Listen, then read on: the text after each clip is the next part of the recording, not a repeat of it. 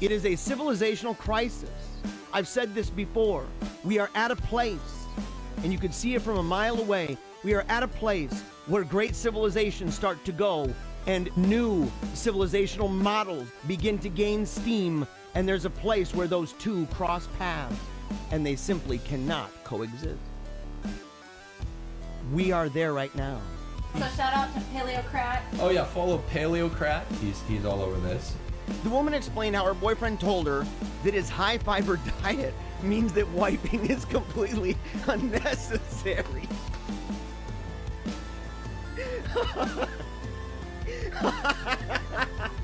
Oh my gosh, I'm seeing stars. They're worse than the people on the corner talking about the rapture's about to happen. It's an apocalyptic death cult. It's so demonic. I'm starting to think there's some kind of a conspiracy going on around here. Yeah, we are the Wolfpack, by the way, guys. I forgot to say that. Ow! It's good to see you. It's good to see you. You guys always get me riled up, wild and zany. It's so eminent. Everything is eminent right now. 12 years, 8 years, we're all doomed.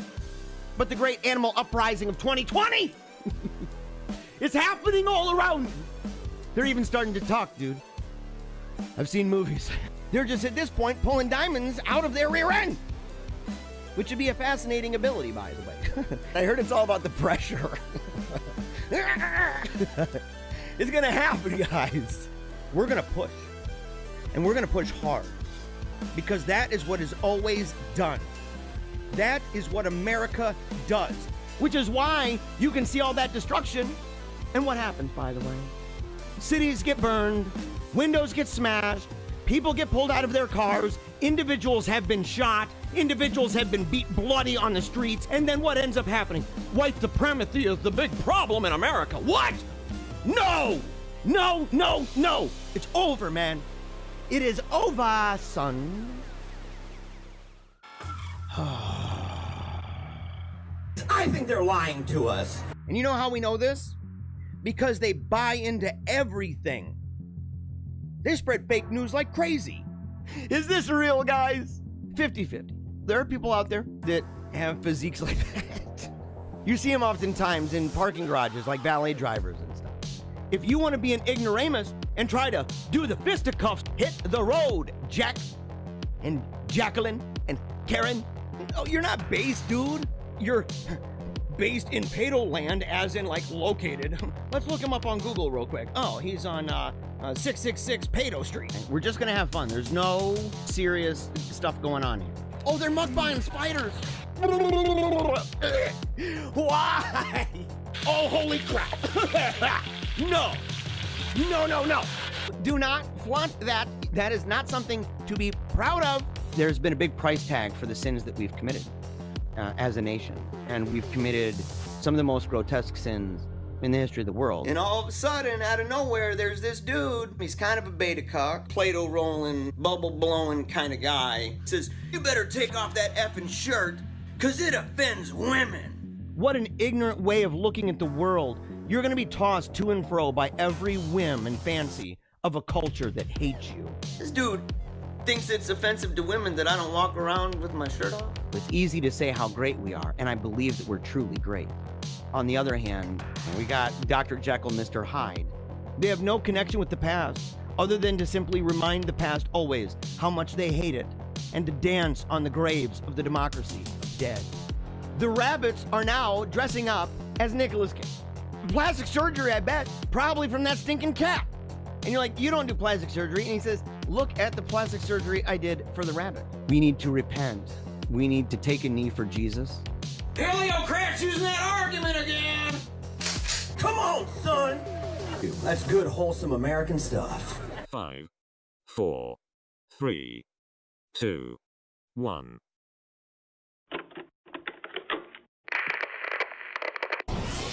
They ain't never seen nothing like this before. Lit the room when I came through the front door. Ask me if I should overcome, what for? Train in the trees, please pardon my sycamore. Touch burning sands, cross lands, and stormy shore seasons in the year, yeah. Ain't no challenge for champions and chain no fear. Yeah, the champions, yeah.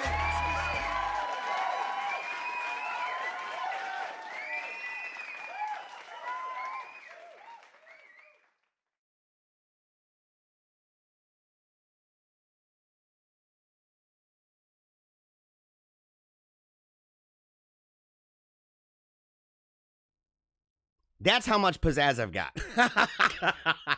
Yeah, I had it on quiet. Look, I could have gone for an hour with nothing. I could have gone for an hour with no audio, just do. And I'm sitting there talking about the pizzazz of the show and saying, look, man, it started out, I don't know if you caught the glitch, it started out and I didn't have glasses. And I was saying, man, dude, that's the kind of pizzazz we've got here on the show. I can start out no glasses and then poof, all of a sudden, blam, there they are. And the thing is I needed to have a little bit of the blam over there for the volume on the mic. So I forgot, what was it, like 2 seconds, 3 seconds?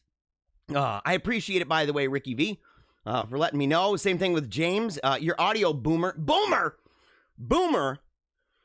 Dude, come on, champ. In the comments, man, calling me a boomer. And by the way, I gotta do something real quick here. Because what I failed to do before the program was to make sure that the window capture was going to be perfectly fine. And it's one of those things, you know, you got to do every single day. Here we go. I got that. Good. Okay. Doing it over here. Hold on. Give me 1 second. No, cancel that. I don't know what I was even thinking. Almost. Yeah, do you want to stop the show? No, I do not want to stop the show. All right, you guys. All right. Get me out of this studio mode. Get me out of there. All right. We have a great show for you. I'm Jeremiah Bannister, and you are watching right now. You are watching Paleocrat Diaries. In fact, you may be watching it across a number of different platforms. You may be watching it on YouTube, on Facebook. In fact, I got to say this. There's like 5 different platforms or 6 different platforms. I think yesterday it was broadcasting over 24 different channels. And seriously, guys, golf clap for that one, right? Definitely a really good time. You're supposed to clap right now. Okay, I want to hear it really loudly clap. You know, we're on like 24 different channels. And there were some people yesterday, man, in the comments, because some people don't get to watch it live and they have to watch it later. And they get on there and they don't see any comments. And they're like, wait a second, this video's got like 2.2 thousand views on it live. Why doesn't it have any comments? What's going on? Blankety blanky. And I'm thinking, dude, there's live comments in there. Thank you for commenting under the normal stream. And one person, and this is hilarious, and they're like, oh, you don't even accept live comments? And I'm like, you didn't watch the video because as I say every time, we're going to show it just right now. We may as well just go ahead and do it. And that way, nobody's confused by it. There we go. Okay, so if you look here, right here is the comment. This is the master comment thread. Okay, so no matter where you are, if you're on Twitch, if you're on DLive, if you are on Facebook, if you're on Periscope, if you're on YouTube, it doesn't matter where you are. If you post a comment, we see it and we talk about it. For example, I mentioned earlier that Ricky V told me I'm muted. Thank you, Ricky, by the way, about that. So yeah, right there, Ricky, you can see him in the, let's see if we can zoom up a little itsy bit. Let's see. Oh, it's a little itsy. Yeah, Bethany did too. Yeah, volume with the kissy face. Okay, thanks a lot. Yeah, I appreciate it. And you know what? I do. I appreciate the love. If it wasn't for you guys, oh man, I'd be a real wreck. You don't even know. And wait a second. I felt really strange just a second ago taking a drink out of this coffee. I need a couple things here, Ailey. Speaking to the staff. Number one, I need a straw. Okay. I'm sitting there drinking like a normal human being, and I'm saying, I don't think so. We don't do that on this program. We drink coffee through a straw, straight to the dome, high octane, because the show is literally a 3-hour wonder world of just lots and lots and lots of energy. And so we need to be pumped up in the morning. I need that straw. Secondly, I had been told by the staff that I had gotten a gift. And so I'm not seeing this gift anywhere. Maybe I'm not seeing it, but I need, if there is a gift that I'm supposed to talk about on air and supposed to open up on air, I need somebody from the staff to bring it down. So, okay. Again, back to the comments. Ricky V, you're muted. Yes, obviously. James, your audio boomer. And what's up with the arrow, man? What's up with the, yeah. Okay, thank you for the reminder, I guess. Let's see. I resemble the boomer remark. You resemble it. Thanks a lot, dude. I appreciate that. You guys are jerks, man.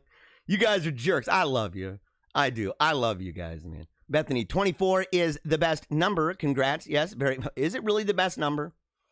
Is it really the best number? Ricky V says, I'm a new listener and find Paranormal Activity very interesting. I'm glad you're tuned in, man. This is a crazy show, by the way. If you're a new listener and you've never seen this show before, it's kind of nuts, right? I'm not going to lie. The first hour, just so you know, the first hour is super happy fun time, right? We talk about viral videos. We talk about weird things, sometimes spooky stuff. Sometimes we talk about the spooky. In fact, if you haven't seen the All Saints Day or All Hallows Eve, we did an All Hallows Eve unlisted video that was only available. You had to go to the website. It was a YouTube video, but it was unlisted, so you can't find it if you go to YouTube. But that video that was done on All Hallows Eve, we talked about some spooky stuff, man. We talked about it, and I enjoy, in fact, talking about that stuff. All right, CF Halling, I hope you enjoy the show. I hope you do. And if you enjoy it, man, make sure to subscribe, make sure to like, comment. We'll talk about it throughout the show. CF says, howdy, Jeremiah. Howdy, Pack. Ow! Yeah, dude. Yes, man. Very, very grateful for the Wolf Pack. That's what we are here. We're super close. We're super, super close here, man. And yes, the lamp. Talking about the lamp in the background, the one that changes the different colors. Yeah, it's party time here. It's party time here. People don't know. They're like, dude, is it like, 8 o'clock or 9 o'clock at night for you? I mean, how do you do this? And I'm like, no, this is how I wake up. It's like, I don't know if you guys have seen the Pee-wee's Big Adventure, where at the beginning of the movie, he's got that crazy kind of machine, or if alarm clock, it's all zany and stuff. Or if you've seen, McGee and Me. McGee and Me has some kind of a mechanism like that to sharpen his pencil before he draws little McGee. And he does that. It's kind of like what I've got in the morning, except all of that is going on inside of my heart. And then when I wake up, I'm just like, doot, doot, doot, and I'm right at it, man. Right out of the gate. Howling to sun, dude. Right out of the gate. Jim says, hello, I am commenting and I'm live. Dude, Jim, very grateful to see you, buddy. Very, very grateful. And I'm glad that you're commenting. And I'm glad you're watching live. Because as I said, the lady, she wasn't understanding. And one person, and look, this is fair. I'm not going to dog this person. Sometimes the network has decided, for good reason, marketing purposes, to give a title for the show. The title of the show every day, though, is just one of the topics that we talk about. Because what is it, man? I bet you we talk between 30 and 40 different topics. Well, different articles. We cite probably 30 to 40 different articles throughout the show. We talk anywhere from probably 10 to 15 different topics, not including the fun, crazy memes and viral video stuff in the first hour. But that's what we do. And so if like somebody yesterday, it was the private meeting, right? Well, what is the mysterious meeting in the Oval Office? That was the title. It's catchy. I get why the network did it. At the same time, there are people who tune in, and number one, they're saying, man, wow, this is 3 hours long about the mysterious meeting. And I'm thinking, that's why it's mysterious. We don't know much about it. And plus, why would you watch a 3 hour movie? I mean, that's like longer than a documentary. That's ridiculous, And I'm like, this is a talk show. And one guy's like, this video's too long. And I'm like, bro, do you tell Rush Limbaugh that? Rush Limbaugh, you're talking for 3 hours. And by the way, and I'm not Rush Limbaugh. At the same time, 3 hours, that's the norm. That is the norm for people who do talk radio. I know this because I've done talk radio most of my adult life. And I said, I've done 3 hour shows. I've done 2 hours, but I've done 3 hour shows. Sometimes they have guests. Not all the time. You take Michael Savage, for example. Take Michael Savage as an example. Even Rush Limbaugh. I mean, he'll have callers, but that's why we incorporate the comment section to keep this bugger rolling. And that way, some people are able to tune in. We got people on UPS drivers, for example. They're tuning in. They have to, come in and out of the show. We got other people who are working in, maybe soft lines over at Target or something, and they're working and they got it in and everything. I don't want to get anybody in trouble, but, so I'm not going to say where everybody's working. But people who are working, we got a nanny, for example. She's got to go on walks sometimes. We got people who do dog walks to make extra money. They're out walking around, they're tuned in, then they come out and they come back. So that happens. But that's why we do the show this way. Oh, man. Really, really, really good. Really, really, really good. All right. See, Rachel says, good morning, Wolfpack. Yes. And James tips his cowboy hat. Yes, man. Very, very, very grateful for all of you. Brian, good morning, Wolfpack. I had to cut out early yesterday. You see, here's an example. To study some Bible for a men's meeting. Straight to the dome again this morning, though. Look, dude, there are very few good excuses to cut out of this show. There's very few, dude. And normally you have to go through a committee. You got to submit some kind of request, go through a committee. The PAC decides. But the Bible for a men's group, that's like two good reasons stacked on top of each other, dude. It's like a double baconator, you know, just really heavenly. Heavenly in the truest sense, dude. Heavenly in the truest sense. So really grateful for you. Glad that you are back this morning watching. Let's see here. James says, coffee and whiskey straight to my liver. Well, that is going to go to the liver here. Are you mixing it up, dude? Is it early for you? Where are you, man? You're like, it's 10:45 in the morning. Sounds legit. I'm going to go ahead and get some of that whiskey straight to my liver.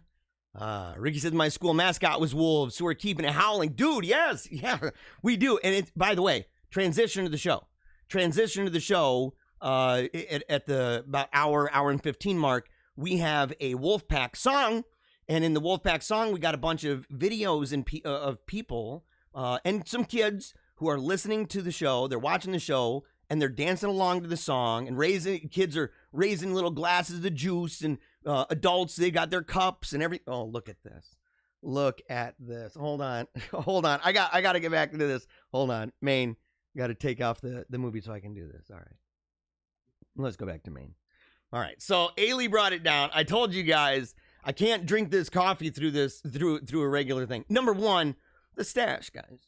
That's the first thing. Number two, this, I need the straw. It's dope. It's the way to do it. Number three, I needed the gift, right? And number four, I needed the gift to bring the present. So I love my wife. My wife here. Here, come on down. Come over my shoulder and say hi to everybody.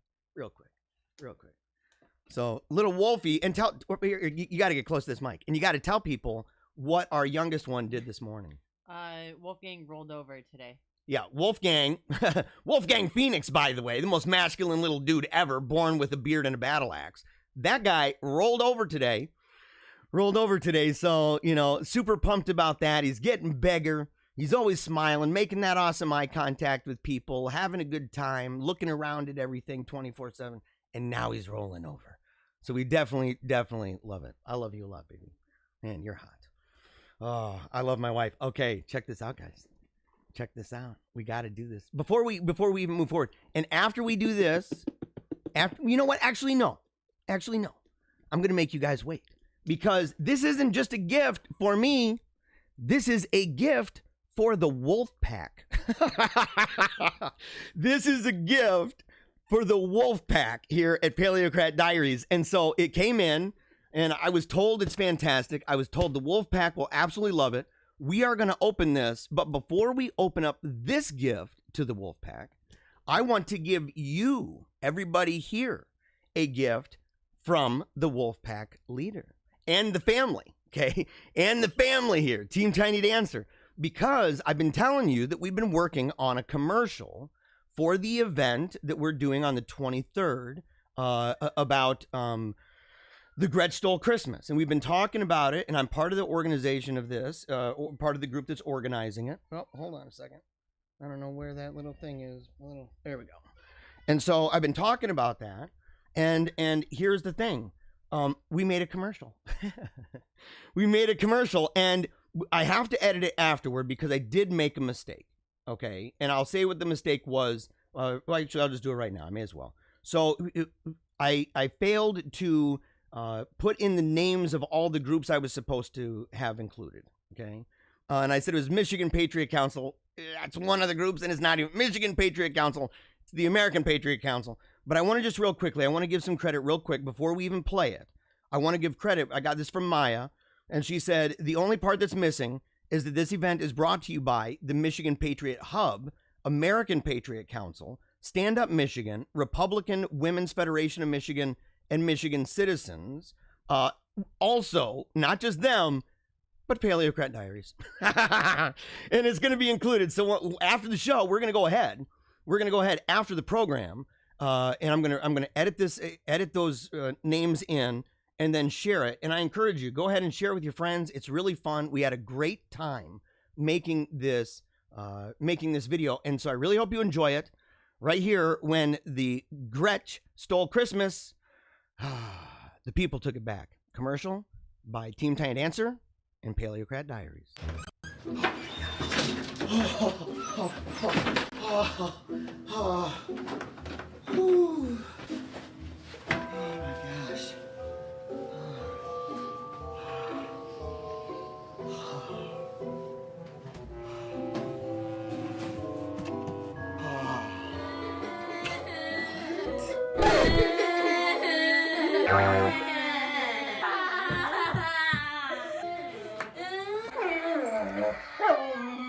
What is wrong with you guys? Someone at school told us the Grinch stole Christmas. Who told you that? Ken and Karen. Ken and Karen. Why are you guys even listening to them? Look, let's listen. The Grinch cannot steal Christmas. But the Grinch won't even let us go to restaurants. That is totally tyrannical, but The big Grinch won't let us play sports or nothing. that is wicked heinous, except that... The Grinch won't let us go to the roller rink. Ugh. What are we going to do for Christmas? That's what I've been trying to tell you. Join us at the Lansing Capitol on December 23rd for the Michigan Patriot Council's Christmas Extravaganza. There'll be caroling, music, an award ceremony, even a live nativity scene. And we'll be gathering donations for veterans and those less fortunate this holiday season. The family-friendly fun begins at 4 p.m., topped off with a patriotic parade from 6 to 7. So tell your friends and family, your classmates and coworkers, that when the Grinch stole Christmas, it was the people who took it back. Merry Christmas. Will Santa be there? Santa? Of course Santa's gonna be there. In fact, I've heard a rumor that there's gonna be some super hot, very fancy elves. Yay! Oh my gosh, dude. Ah. See, I told you the Grinch couldn't steal Christmas. Not from baby Jesus.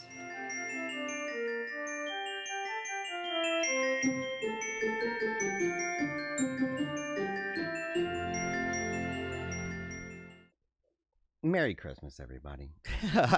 Merry Christmas, everybody. I hope you enjoyed that, by the way.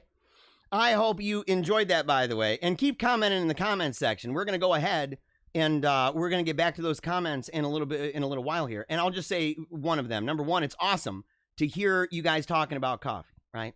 Absolutely love it. It's one of those things, man. It's a staple of the show. It's a staple of the program, whether it's Irish coffee, doesn't matter. There's a whole bunch of people mentioning different kinds. But James, I just want to thank you, by the way, for this. He says that the long-form conversation are actually very popular. Joe Rogan, Alex Jones, Rush, etc. Yeah, in fact, it's normal.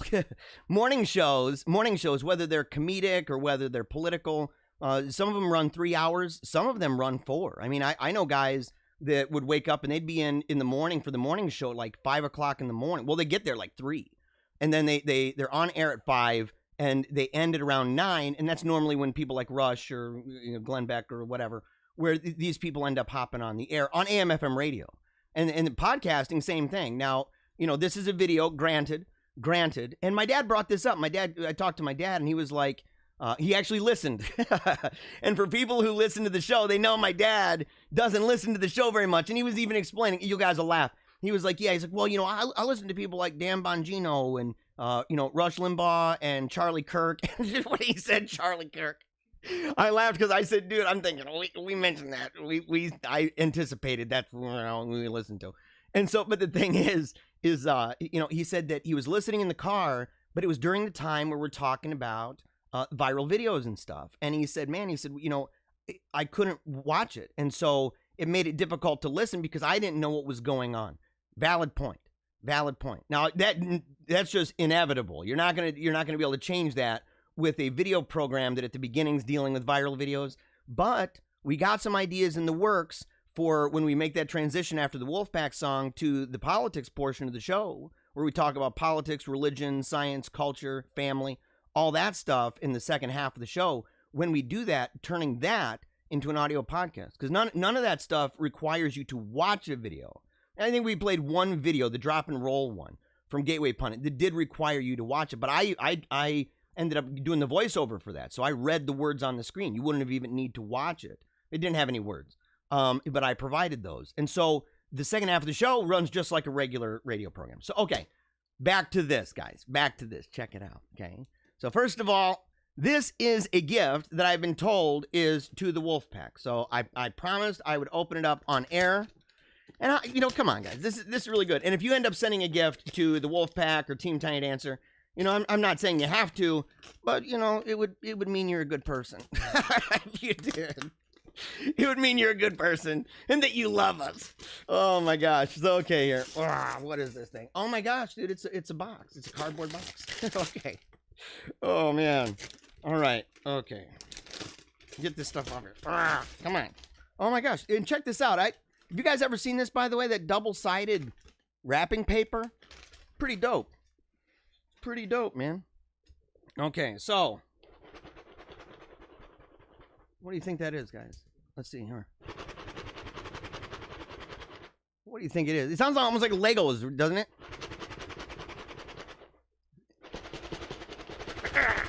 Oh, and I didn't read. It says fragile on it. And I'm like, oh no. I'm probably breaking it to pieces. Okay. Uh-oh here. Uh-oh here. Oh, okay. Popping it open. Oh, hold on. I smell it. I smell it. Oh, you guys won't even believe this. You won't even believe this. Oh my gosh. Okay, first I got a note. Okay, it says from New Flower Coffee Roast. Oh my gosh, dude, yes. I knew it, man. I can smell it. Oh, dude, I need to see this. Okay. Coffee roaster. Merry Christmas. This gift is from Annette Conrad. Oh, to the Wolfpack. 10, yes. So Annette, by the way, this is from my mom. Oh my gosh, dude. I love my mom. My mom oftentimes, she's in the comments. Okay. And so if you see her in the comments, you thank her for this. Okay. She's part of the Wolfpack. Right? She's the matriarch. Her and my wife, they are the matriarchs of this Wolfpack here.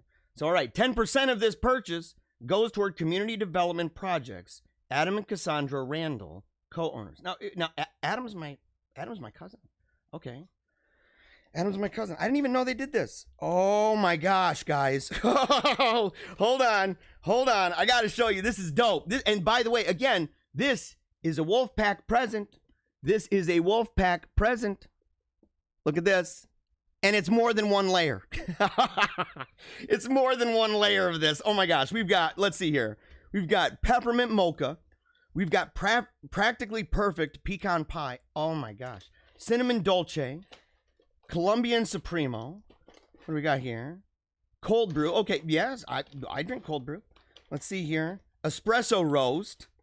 Ethiopian Sidamo. Of course, peppermint mocha.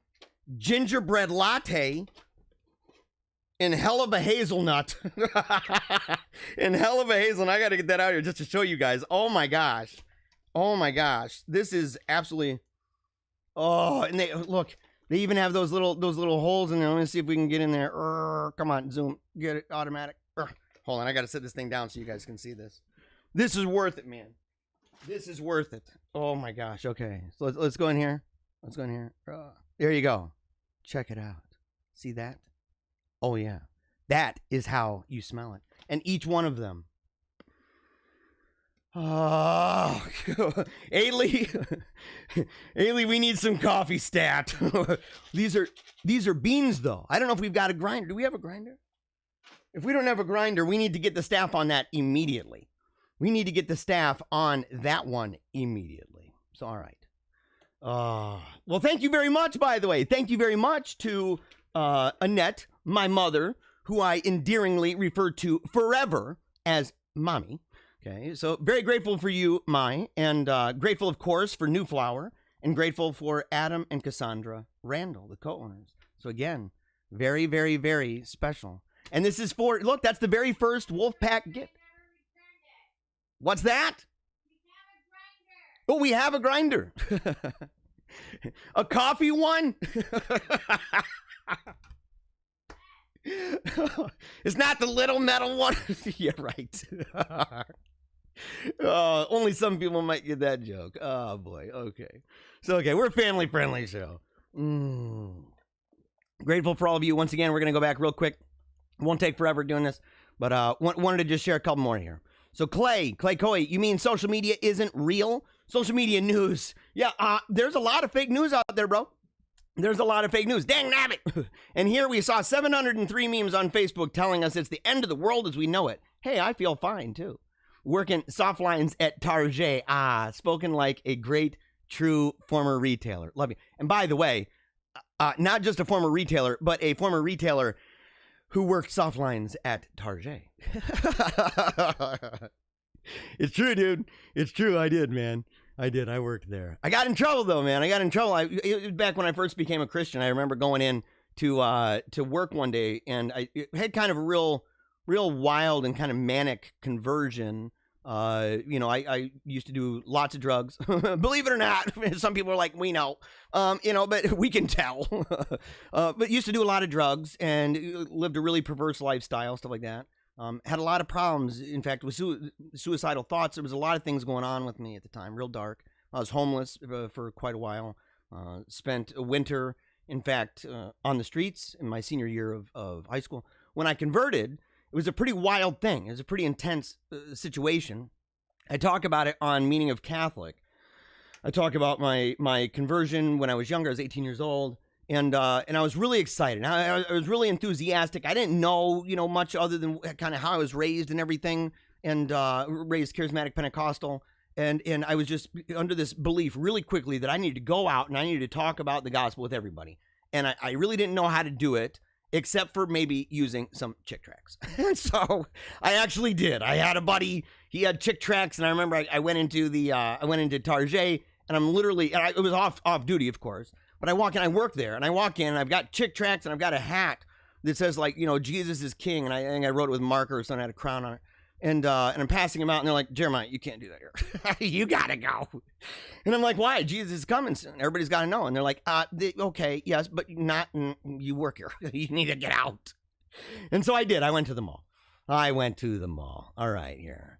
Let's see. Ricky says, I'm heading to Kansas City, so 2.5, right? 2.5 hour drive, listening all the way. Bro, super grateful, man. It's going to be good. I don't want to let you down, man. And remember, the first half is going to be fun, happy fun times. Good stuff. Zinc Blue, good morning. And second half is high octane, pedal to the metal, right? All the way, giving it everything you got. Politics, religion, science, culture, family, you name it. Zinc Blue, good morning, Jeremiah. Good morning to you, Zinc Blue. Glad to see you. MMSU31, will Biden declare another war like his predecessors, a generation of presidents before? Yeah, of course. Of course. It's his philosophy. His philosophy in life is that. It's Team America World Police. He really thinks it's a documentary. And he thinks it's a good one. He's like, oh, yeah, it portrays America in a really great light. And you're like, oh, okay. I hear you, Buddy Slice. But yeah, of course. Of course he's going to do that. Yeah. Val says, your wife is pretty. Believe me, I know it. I'm hooked up fat.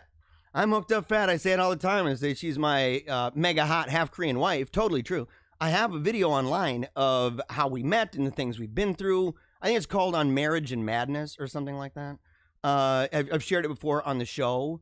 It's kind of a tearjerker. In fact, I choke up really badly. There's only been a couple times. And in fact, once on the show where I was talking, I didn't anticipate that it was going to be so emotional, and it comes through your voice, and your voice is cracking like you're going through puberty or something.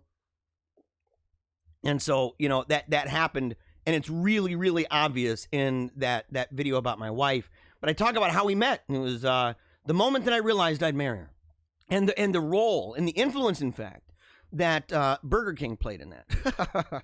It's true, and when I say Burger King, I mean the actual king. Not just some restaurant, some rando restaurant. I mean the actual Burger King. Okay, the actual Burger King. And so very, very influential, man. Very influential. Invited him to the wedding. I don't think he got the message. I don't think he got the message. If he got it, he would have been there. I'm positive. Or if he got it and couldn't make it, I know he would have sent something via carrier pigeon or smoke signals or something. He wouldn't have just been a no call no show. We're boys. We're tight. All right, here. Let's see. Bethany talking about my son. He's getting so big. Angela, are you preggers again yet? Oh, yeah. It's always, it's always up in the air. I mean, we believe in, making those babies. It's the way that goes. We believe in that, man. You can tell. I mean, we got a whole house filled with kids. Whole house filled with kids. Clay says, I've remixed the Wolfpack song to the bass line of Rock Box by Run DMC, greatest old school rap song of all time, besides maybe Jam on it, and now we roll. Hi there, Mrs. Wolfpack, ma'am. Love the Mrs. Wolfpack. Ah, yes, man. Very, very, very grateful. So, okay, I'm going to leave it right there. We're going to go right now.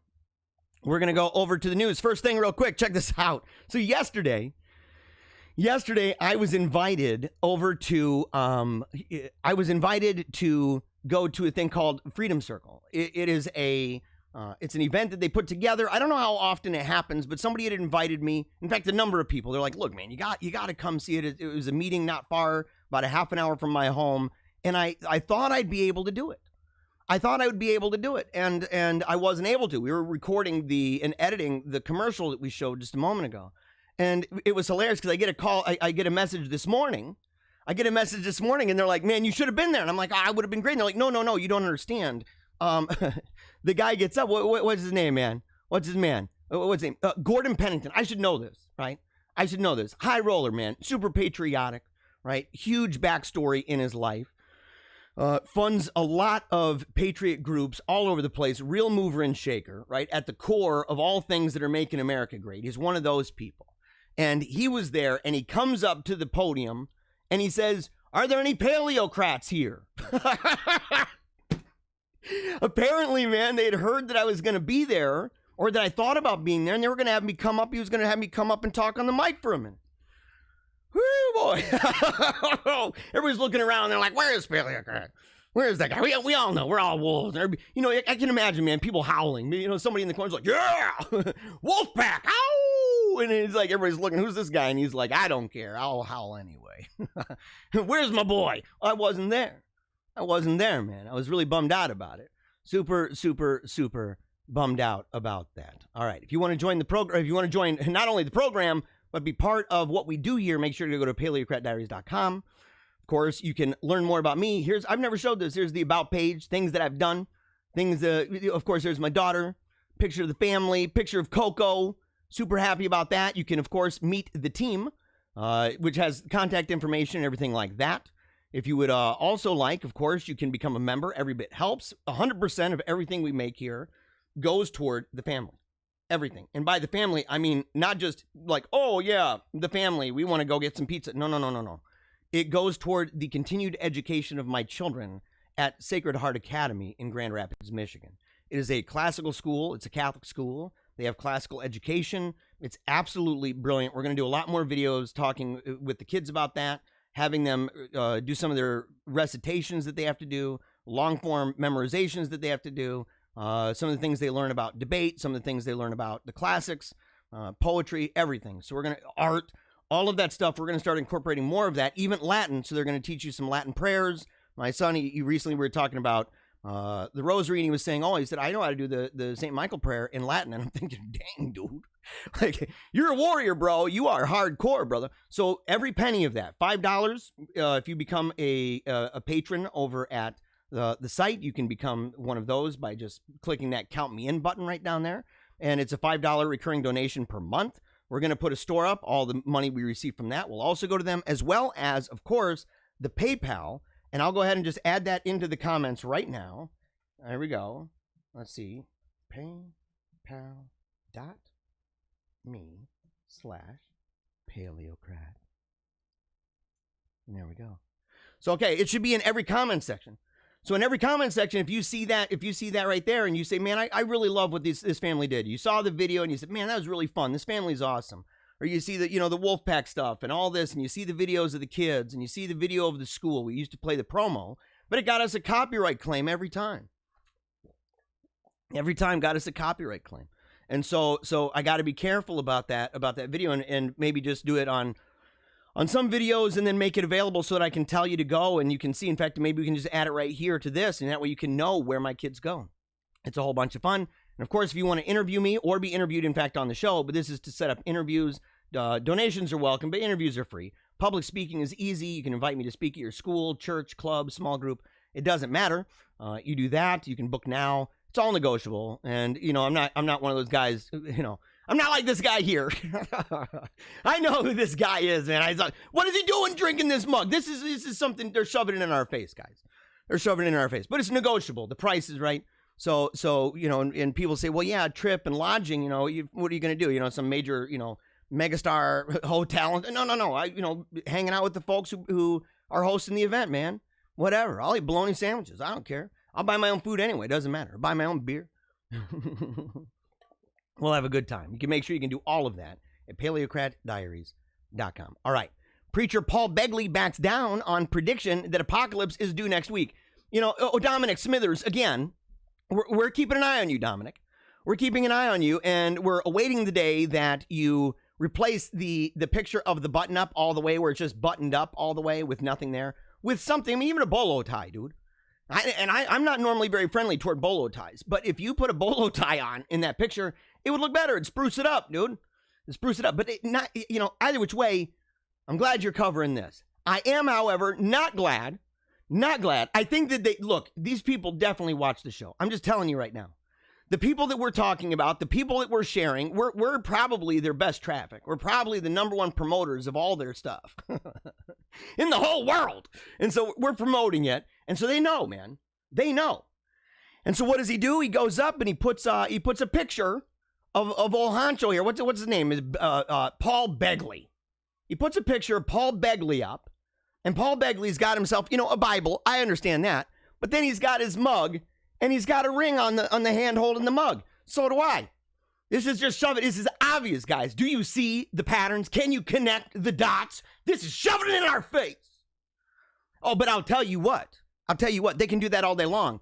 But here's how you know the difference. Number one, I'm not a crazy loon bird like this guy.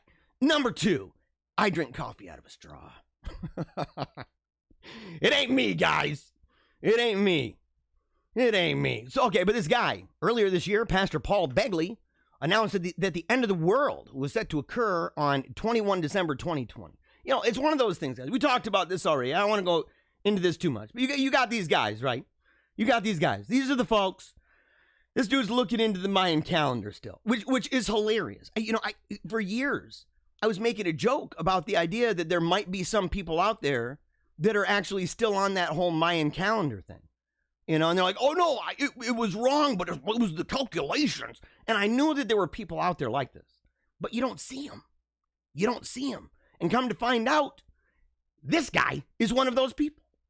However, it now appears that he was wrong. Oh, it now appears. Oh, it's like a revelation. We just finally realized, oh, the world's not going to end on 21 December? Man, who could have guessed it? Yeah, I know. Who could have guessed it? In a video posted to his YouTube channel, the preacher admits that he cannot be certain. Oh, glad you put that little asterisk there, Buddy Slice. As to the date for the end of days. Because no one knows that but the big man upstairs. Which seems fair. That's legit. And so, do you see how this works, guys? This is the escape hatch. This is the escape hatch for the Loon Tunes. This guy gets up there. You know, and he's all like, hey, guys, you know, we've got a situation where I think I've figured it out. I've done the mathematical calculations in my brain. I got out the napkin at the diner, and I started scribbling it down with my pen. And I looked at the Mayan calendar and called up some of the elders, and they confirmed, the mistake was in 2012, but the recalculations put it at, you know, my birthday. This year. And then after he does that, all of a sudden, he says, well, no, let me fall back on a very clear passage that the Bible says no man knows the day nor the hour. No, not even the angels in heaven. Unbelievable. Strange, you might think the pastors such as Paul would have previously skimmed through Matthew. You know, you would have thought that. But he wasn't. And why wasn't he? I will tell you why. Because he was too busy fumbling, you know, through the pages of all of his Mayan conspiracy crap. He's like, the stars are going to align. I think that's the day that Nibiru is going to come peeking out from behind the large mirrors that are hiding the plasma planet. As it says in the Bible, nowhere. Oh, man. After giving a quick plug to his mate's beauty supplement, he then goes on to share Sir Isaac Newton's theory that the end of the world would not come until 2060, or somewhere between then and 2090 at the latest. isn't this the thing, guys? Isn't this the thing? It's a safe bet, though. It's a safe bet, where they go, oh, hey, we're going to throw it out there further and further away. We're going to kick the can, and they're going to get everybody freaked out, saying this generation, it's going to happen right now. It's going to happen soon. It's right upon us, and everything else, and all the signs and symbols are there, and whatnot. And they do that game, and then they're like, if it doesn't happen, nobody hardly calls them out on it. A lot of the people just keep rolling because they just keep saying the same thing. And it's like, guys, will you please just stop? It's been going on since like 1830, okay? So you know how many predictions have been wrong? I mean, if you keep track of it, all of them have been wrong so far. Every single one. Every single one. Every single person for nearly 200 years who has embraced that theory. Right? Who's embraced, that's the time of Schofield and Company. Plymouth Brethren and crap, man. So, you sit there and you say, wow, that's kind of a long time ago. And that lady had the vision of the feet in the air and all that. And the rapture, and she's like, oh, there's going to be a bunch of them. How many were there originally? It was like 11? How many raptures were there? In her vision, there was a whole bunch. It wasn't just one. It developed over a long period of time until it turned into, kind of like B or C movie level bombs. Super sad. Well, I'm glad the guys finally figured it out. All right.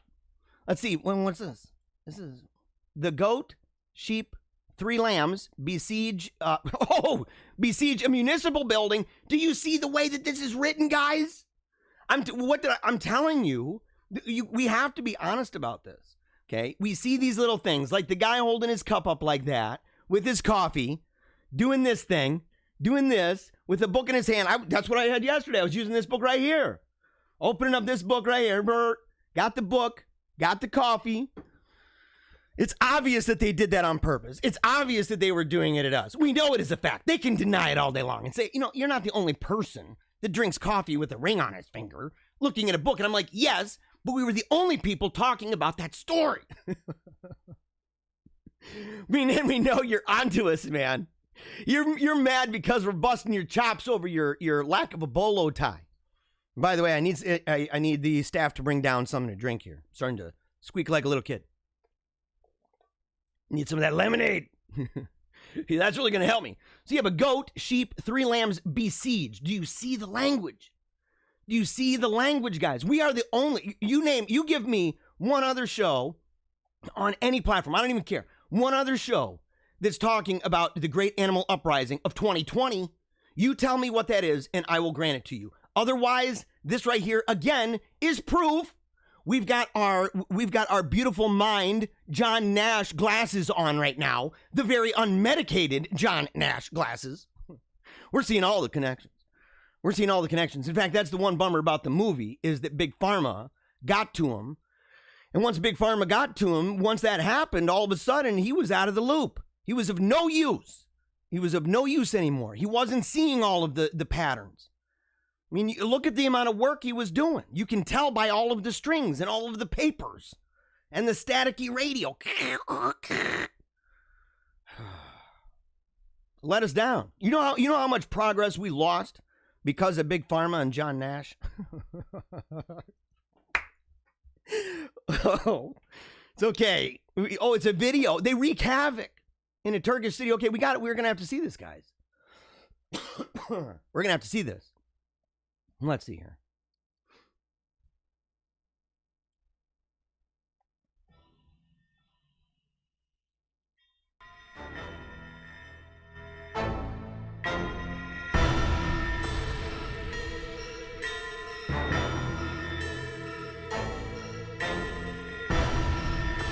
Oh, holy cow. Dude, look at him. Get out of there, bro.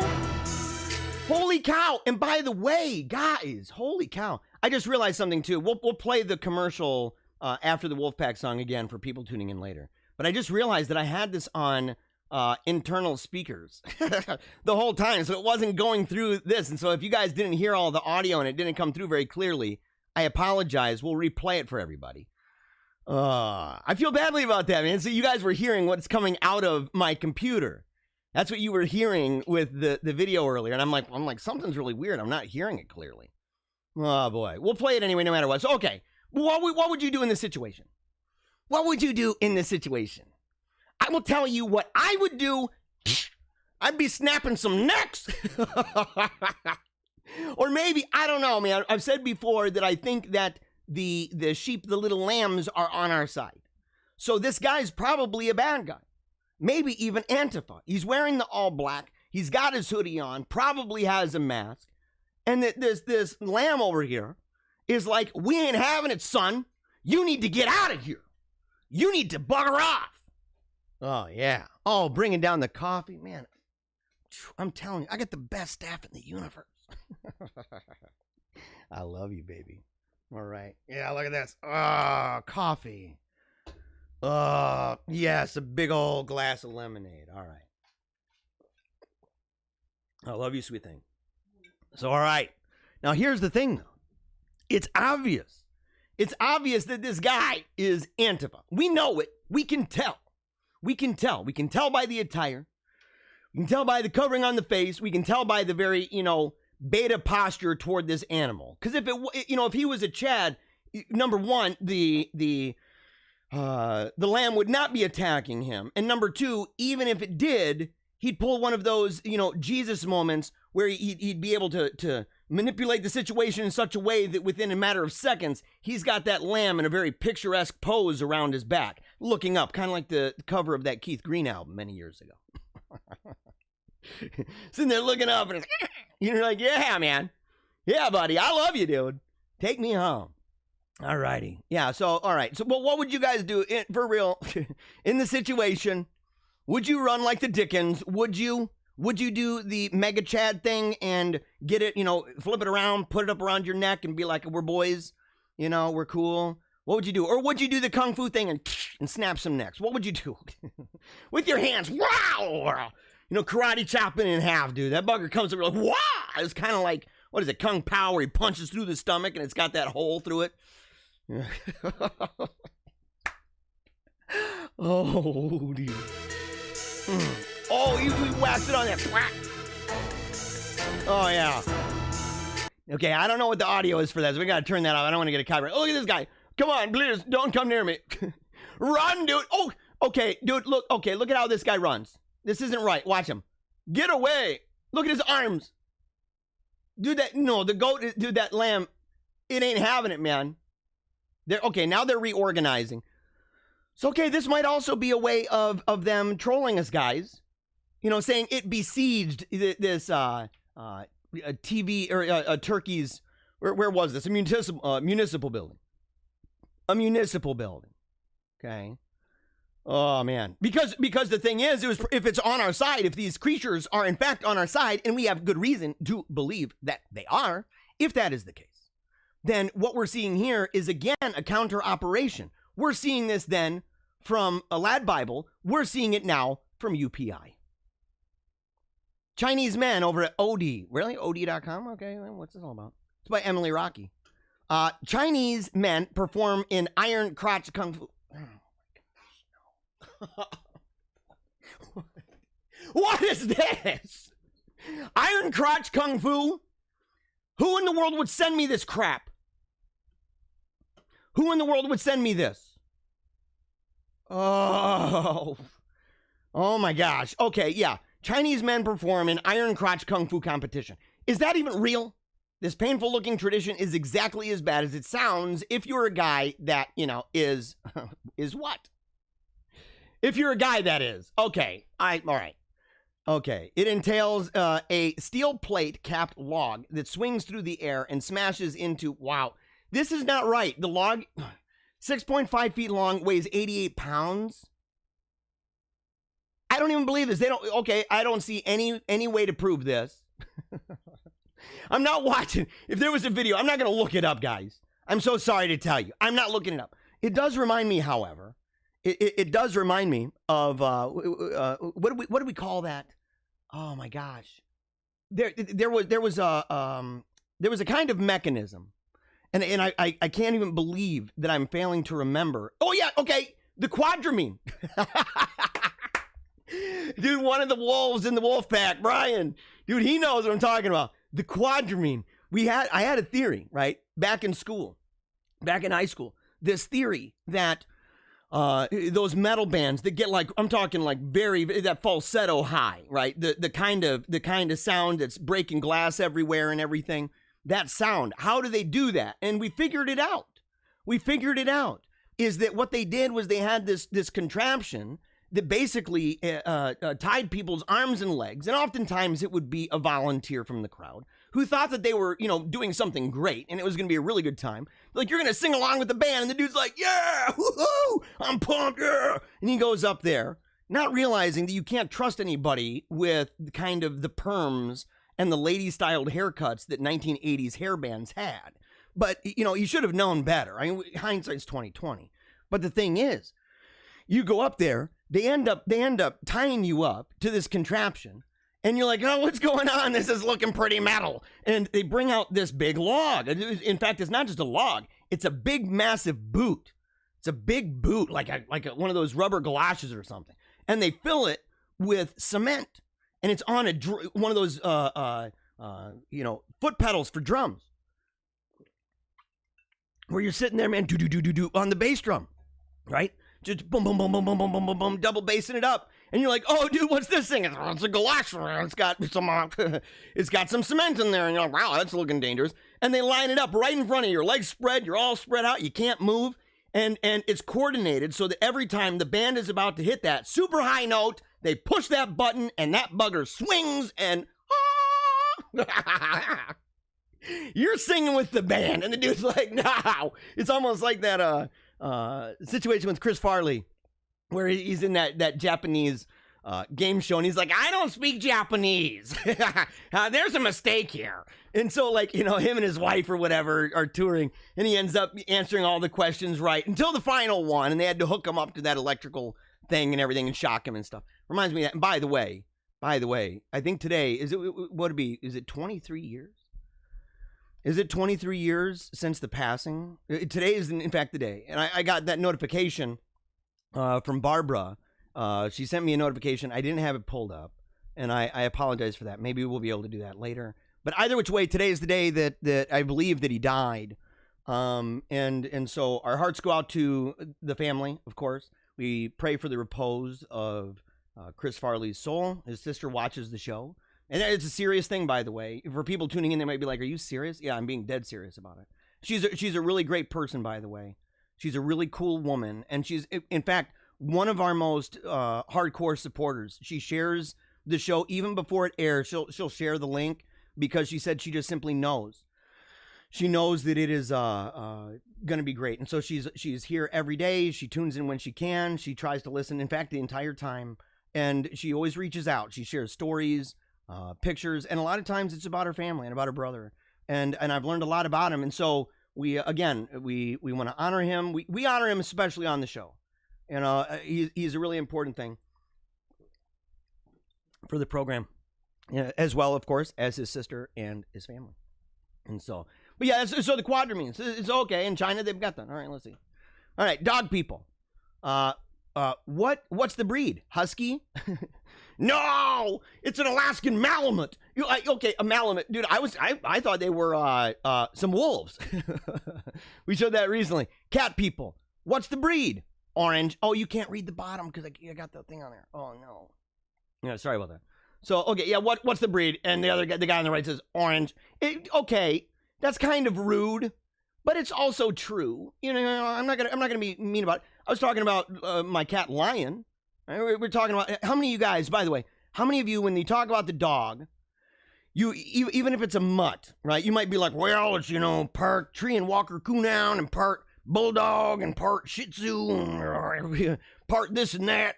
And you go down and you're like, it's an American mutt. But you go through and you say all the different ones first. And then someone's like, well, what kind of cat do you have? Orange. It's the white cat. It's a black and white cat. A black cat. Doesn't matter. Calico. Well, calico. Right. And so how often do you go into greater detail than that? I mean, cats don't care. But that's the kind of friendship. That's the kind of friendship. They're not hyphenated like dogs are. Dogs are all about division. I've said that before. Dogs are trying to divide. They're trying to divide, and they're good. They are a good runner-up to a man's best friend. But we need to overturn that idea that a dog is a man's best friend.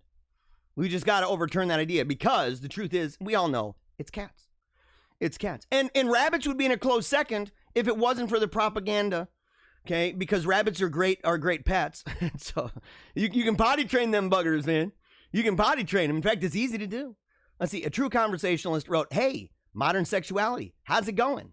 And then over here it says, "Just got diagnosed with schizophrenia and PTSD. Story time on OnlyFans tonight.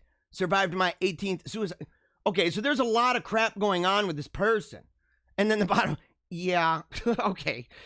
It's one of those that's like, yeah, how's it going? Well, here's some of the depravity that we're seeing. Oh, good, great, wonderful. Sounds awesome. What a great sales pitch, by the way. We're living in it.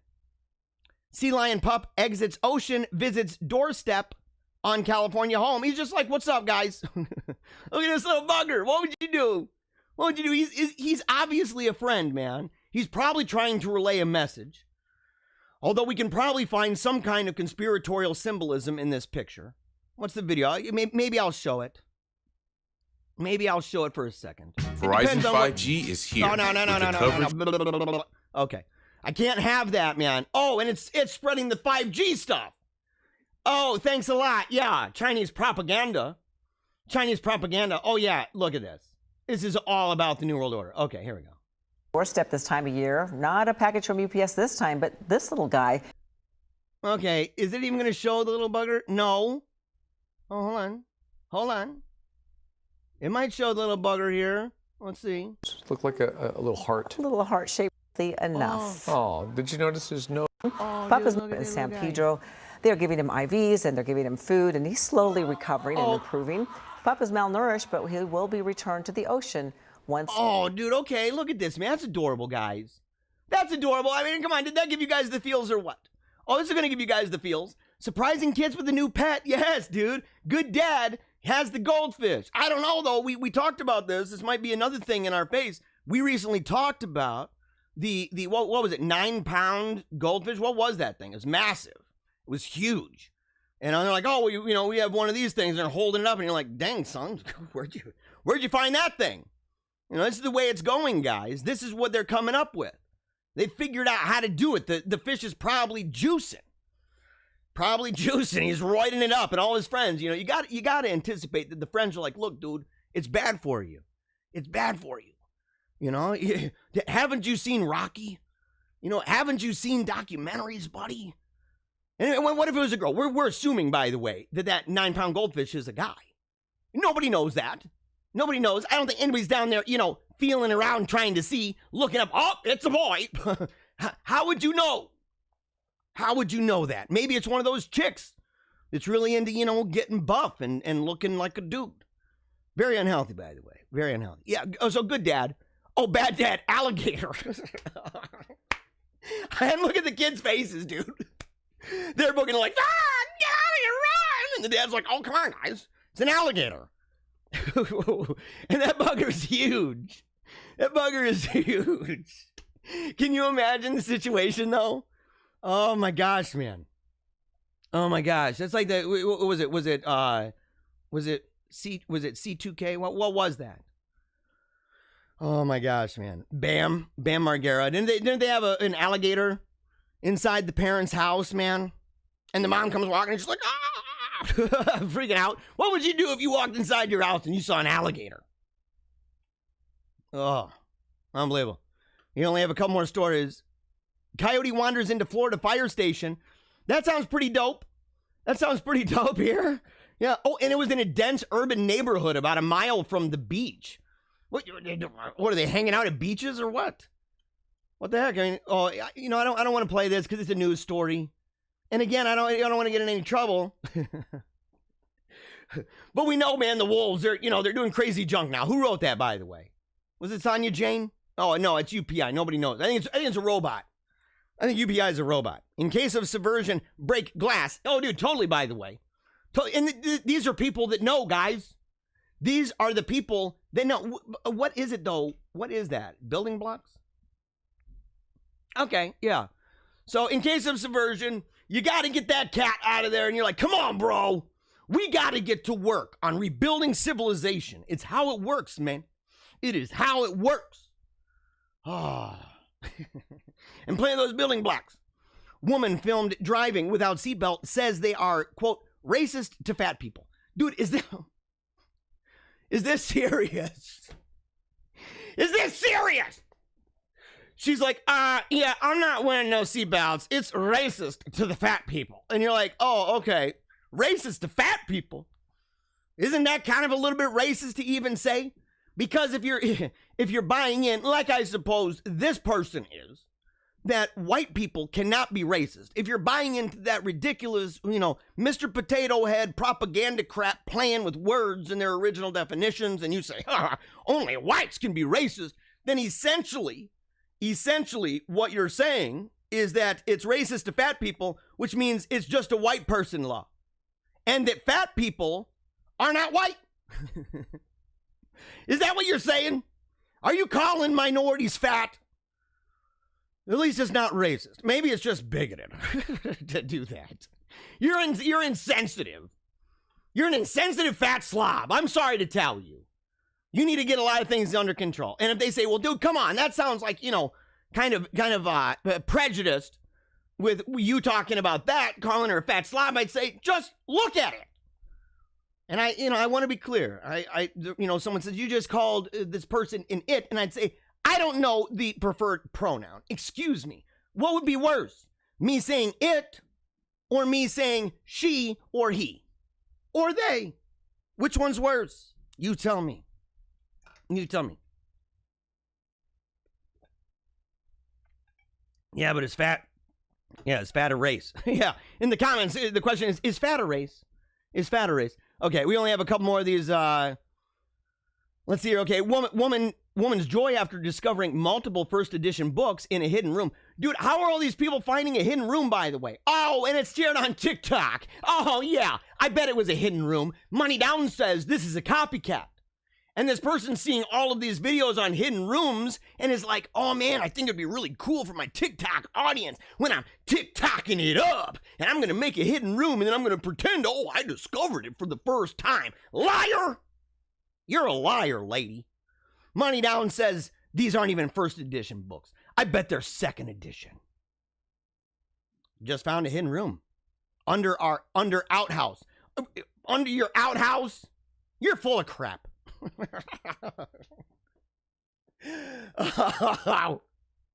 You're full of crap, lady. You're full of crap. I don't believe you for 1 second. Wow, okay. Wow, civilization past and present. Holy cow, what the heck? What the heck, dude? Oh, it says third edition. It says third edition. Yeah, okay. I don't believe it. I don't believe it. Where's the video for this thing? Oh, they don't even show the video. They just show clips of it. That's even worse. Image from TikTok. In the video. Yeah, there's no video. Well, isn't that a little bit upsetting? Isn't that a little bit... I don't even believe it, guys. Mirror, you guys are lying. This is all rigged.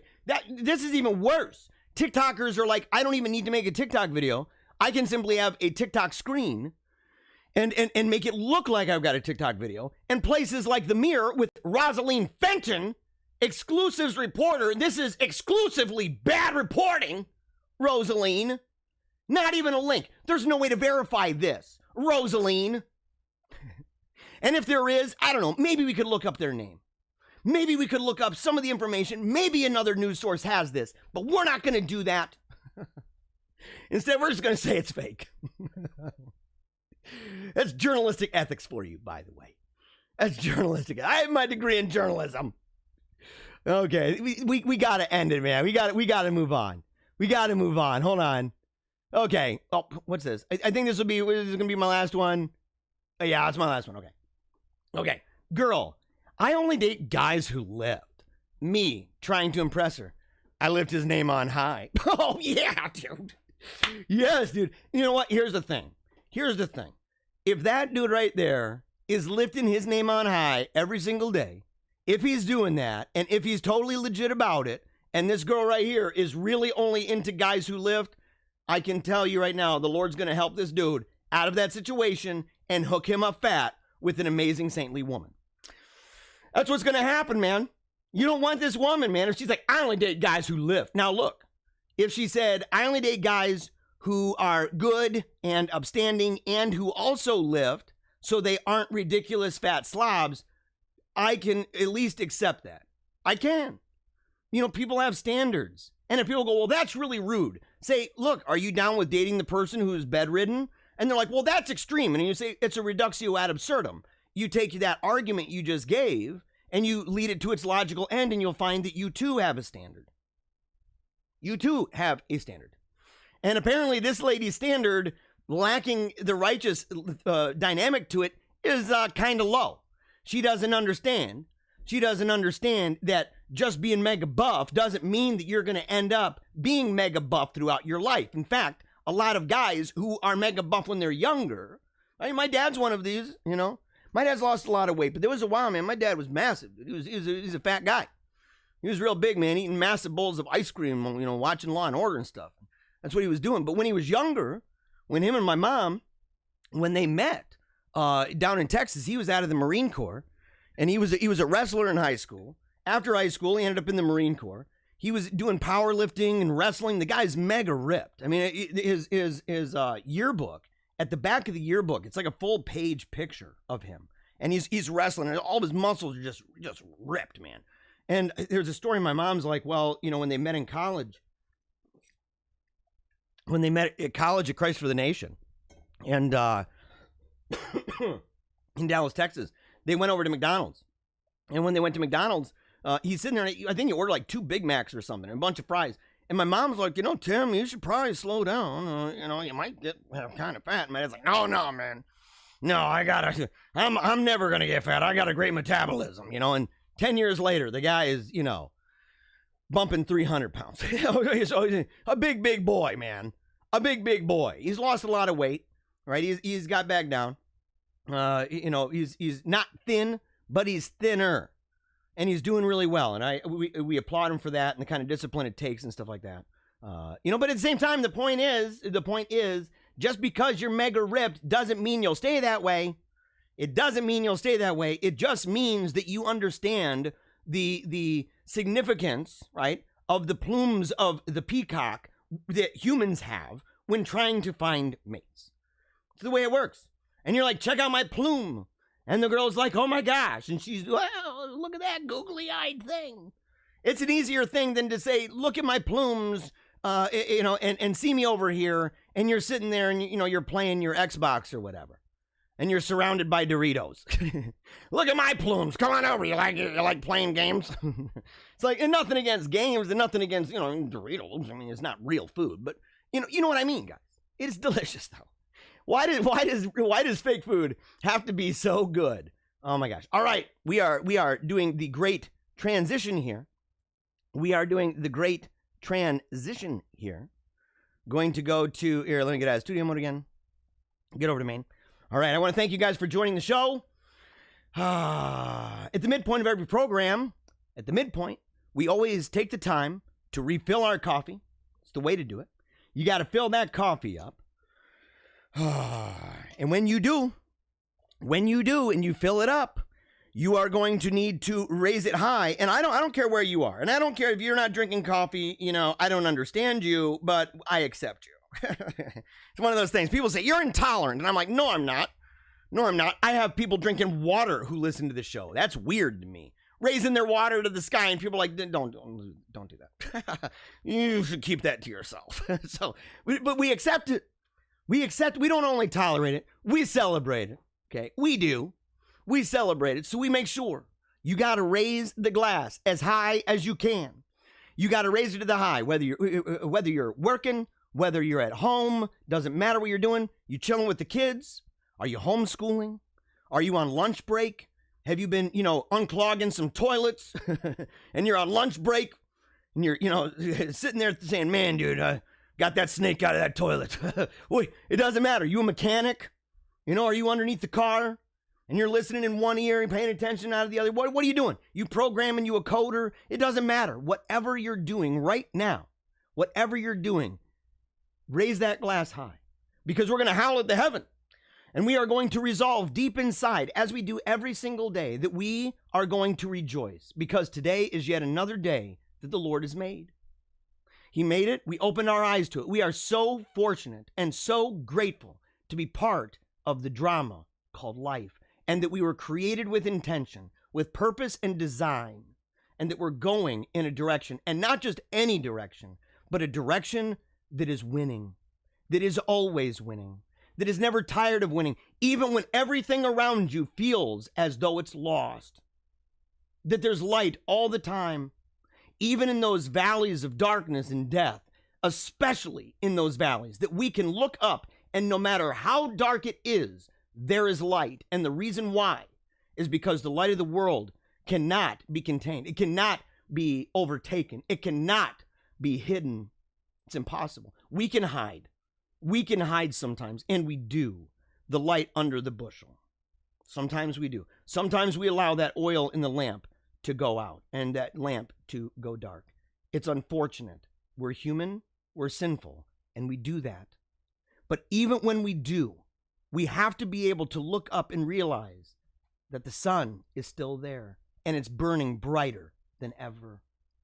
And we're part of it. We, in fact, are the happy little sun rays all over the place, the happy little sunbeams all over the place, all over the world, bringing what we've got in our gifts and in our talents every single moment of every single day, with everything that we do, every single thing, with every interaction and every encounter. We give it all we've got, and we're making the world better for it. We're making it better than we found it, and we're making it better for generations and generations to come, resolving in our hearts, as we howl, resolving in our hearts that we will never give up, that we will keep on smiling, and that we will remember death. It's what we do. It's what we do. So get that coffee ready right now, because here we go. You got a little dancer? Yeah. Part of the wolf pack. Come on. Are you pumped up? Are you ready for the day? We got to give it all we got. Let everybody know. Raise it high. Howl at the sun. Let's go.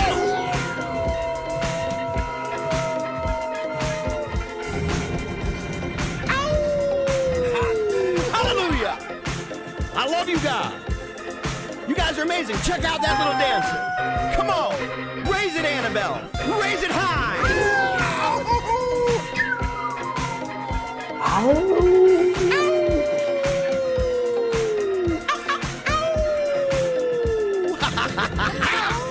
Come on. Kicking tail, kids.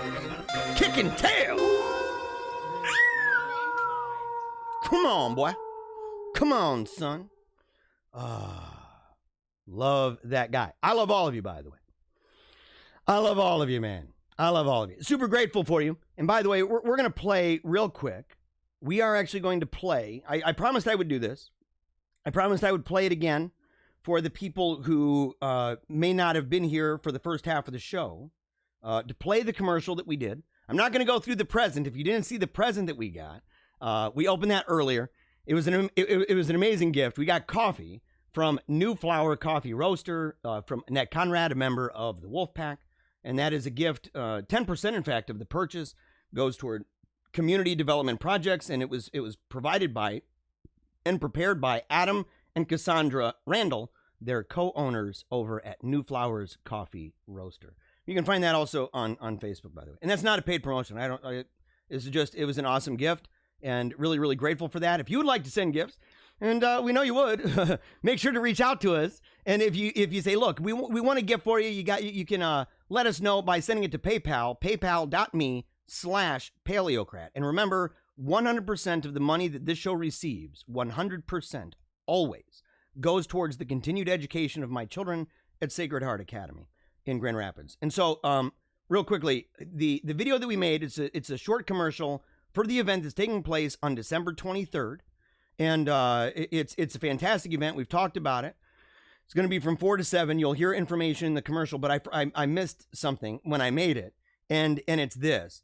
And my friend Maya Hahn, amazing person, by the way, Wonder Woman of the Michigan Patriot Movement and community. She's absolutely amazing. One of the hardest workers that I've ever known. In fact, I don't know if I've seen someone work harder than that woman. I mean, she's every day, you know, and when I go into a meeting or something, and here she is, she's leading a meeting and she's organizing these people and putting it together, and she's got all the notes laid out and all this stuff. And I know that even if I wasn't there, I'm still surprised that she's doing as many things as she is, and she's doing a lot of things that people just don't even see, and it's amazing.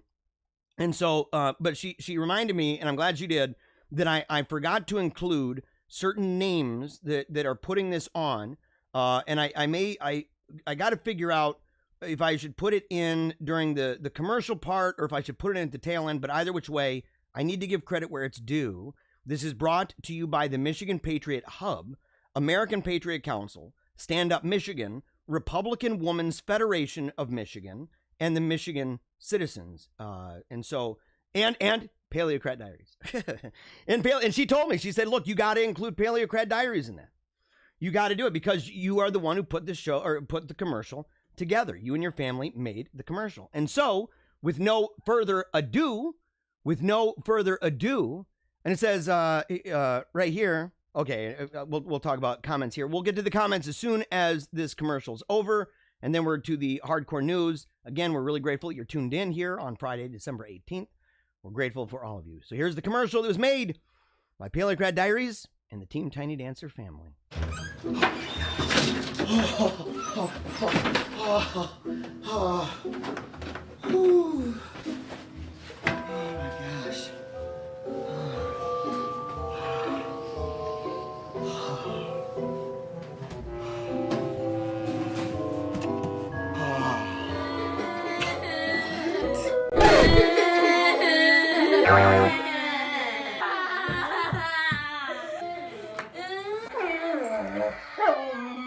What is wrong with you guys?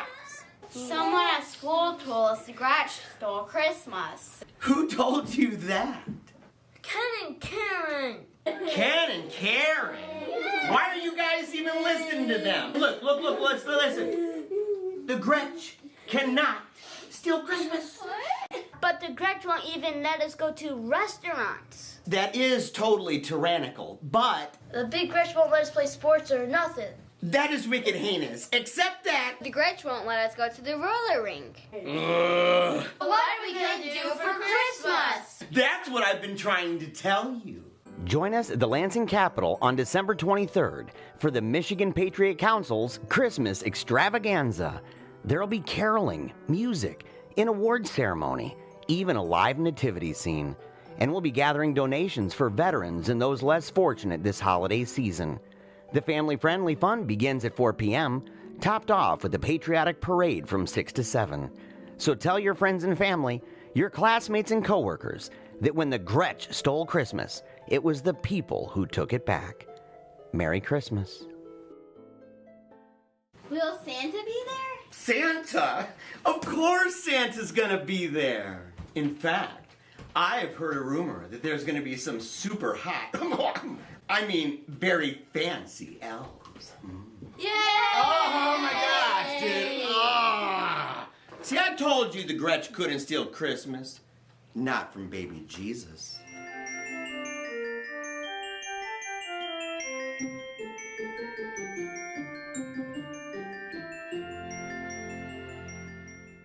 All right. And look at that, by the way. And for people who are like, why would your son why was your son nodding like that? He's a teenager, man.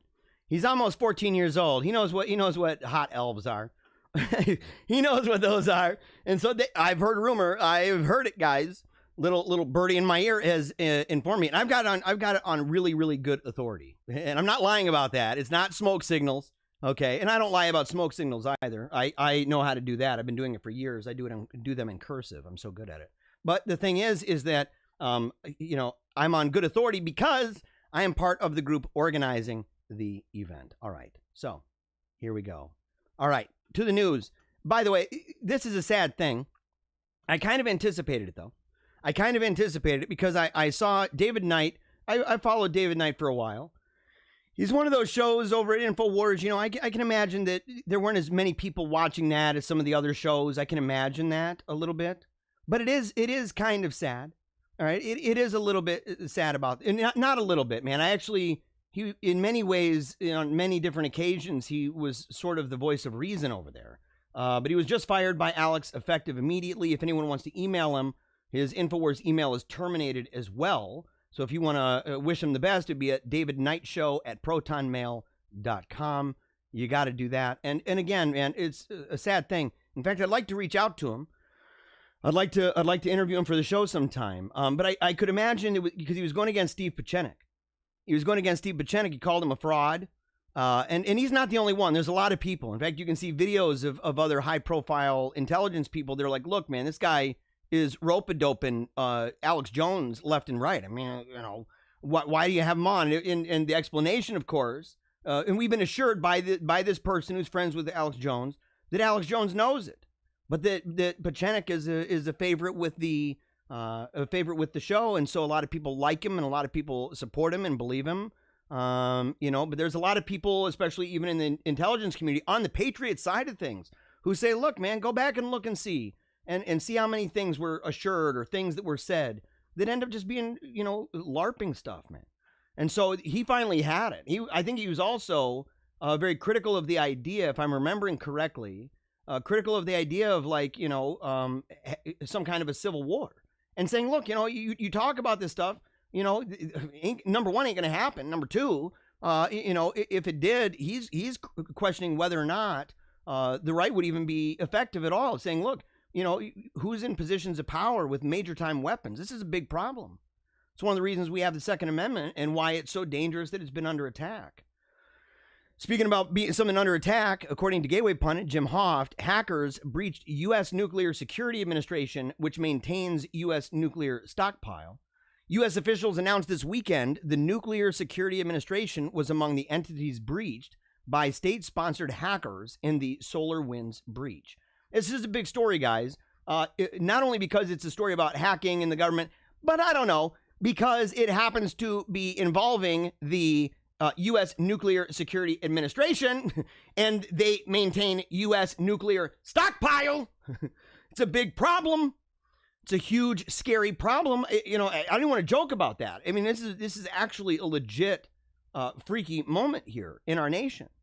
The Cybersecurity and Infrastructure Security Agency, right, that'd be CISA, on Sunday night issued Emergency Directive 20-01 in response to a known compromise involving SolarWinds Orion products. This was only the fifth emergency directive issued by CISA under the authorities granted by Congress in the Cybersecurity Act of 2015. Now, okay, so yes, they're going to blame Russia. They're going to blame Russia. You know, they're going to be like, well, it's Russia. It's Russia. And they're going to say that it's all about Trump. And they're going to say, well, Trump is in collusion with Russia, and this is to scare everybody and to try to delegitimize what's going on with the election and with Biden and all that stuff. Well, there's many reasons, you know, I don't know, 4 years worth of reasons not to believe that narrative anymore. And to predict and to know they're going to drum it up. This is a dead horse you guys are parading around. It's pretty gross, pretty ugly, and pretty stupid. You know, imagine for a moment, going around and going to a parade, and out comes the dead horse, and it's being dragged along by the media folks, and they're like, hey, everybody, look at this dead horse, and you're like, oh my gosh, dude, that's gross. There's flies everywhere. Its carcass is rotting. It's super nasty. That is very, very, very, it's a very terrible thing. This has to be some kind of animal cruelty. It has to be some animal cruelty, you know, but that's what they're going to do.